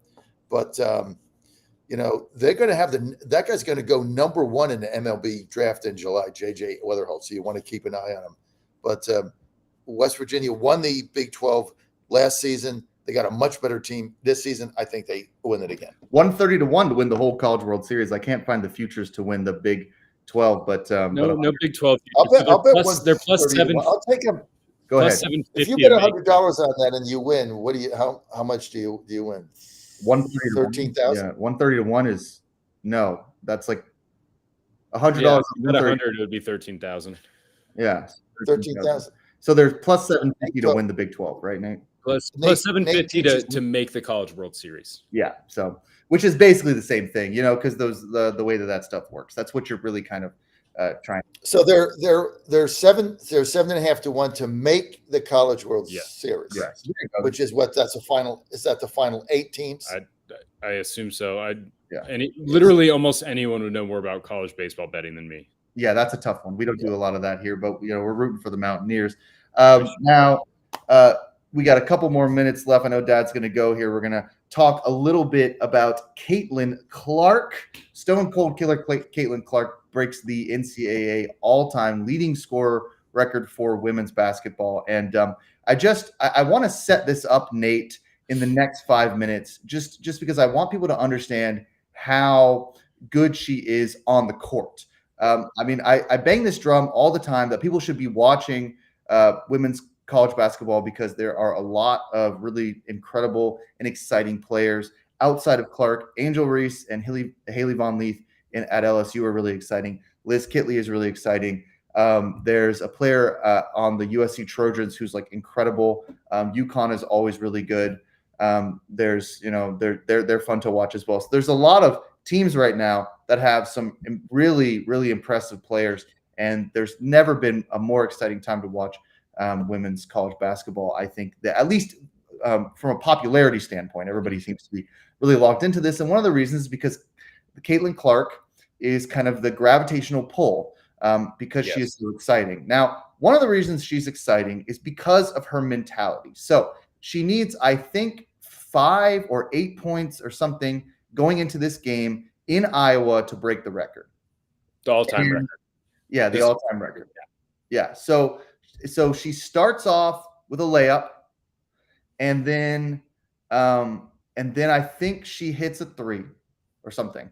But it's like the first 8 points. I think she needs 5, and she immediately starts off with a layup, gets the 2, and then she just needs 3 more to break the record, I believe. I could be wrong, but it's within the first 2 or 3 minutes of the game, and she just pulls up from the logo and sinks a 3 to break the record. They don't call a timeout. She told Lisa Bluter she didn't want a timeout. She didn't want to stop the game. There's no reason to do that. We'll talk about it afterwards. We want to keep playing.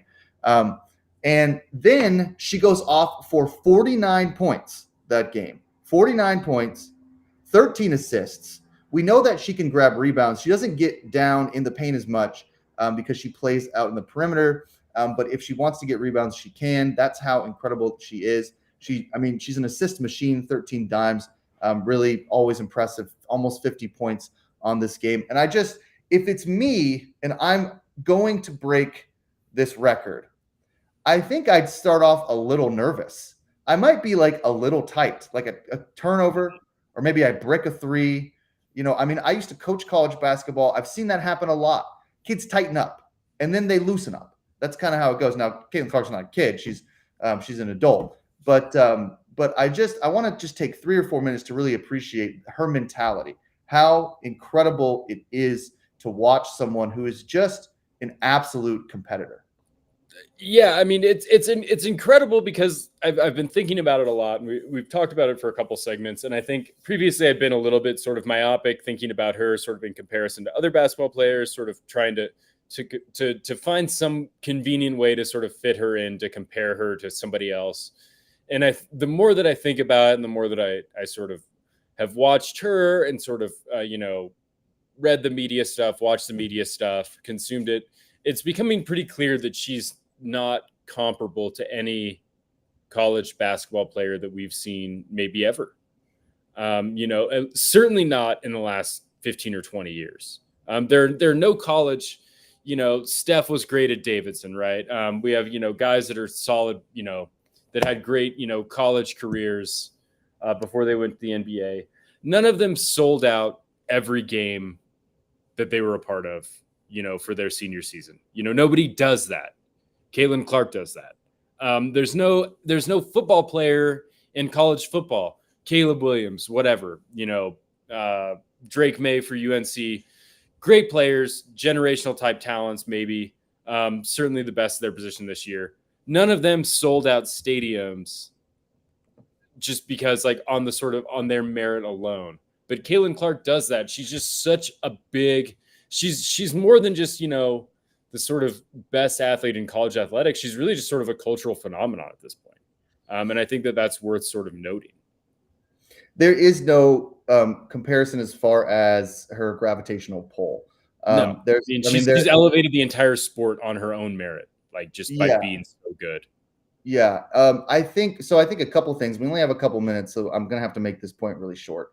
I think there have been plenty of dominant women in college athletics and college basketball. You know, Sue Bird, even Aaliyah Boston last year, who played for South Carolina for a couple of years. I mean, we can go through the list. Sabrina Ionescu, who was incredible in college and would do the same thing. She shoots darts all the time. She's like an incredible. And who will be at the playoff or the NBA All-Star thing to take on Steph. Yeah, with Steph, that'll be fun. I mean, she's another one, but it's the advent of social media, I think, that has, because Angel Reese is another one that has that gravitational pull.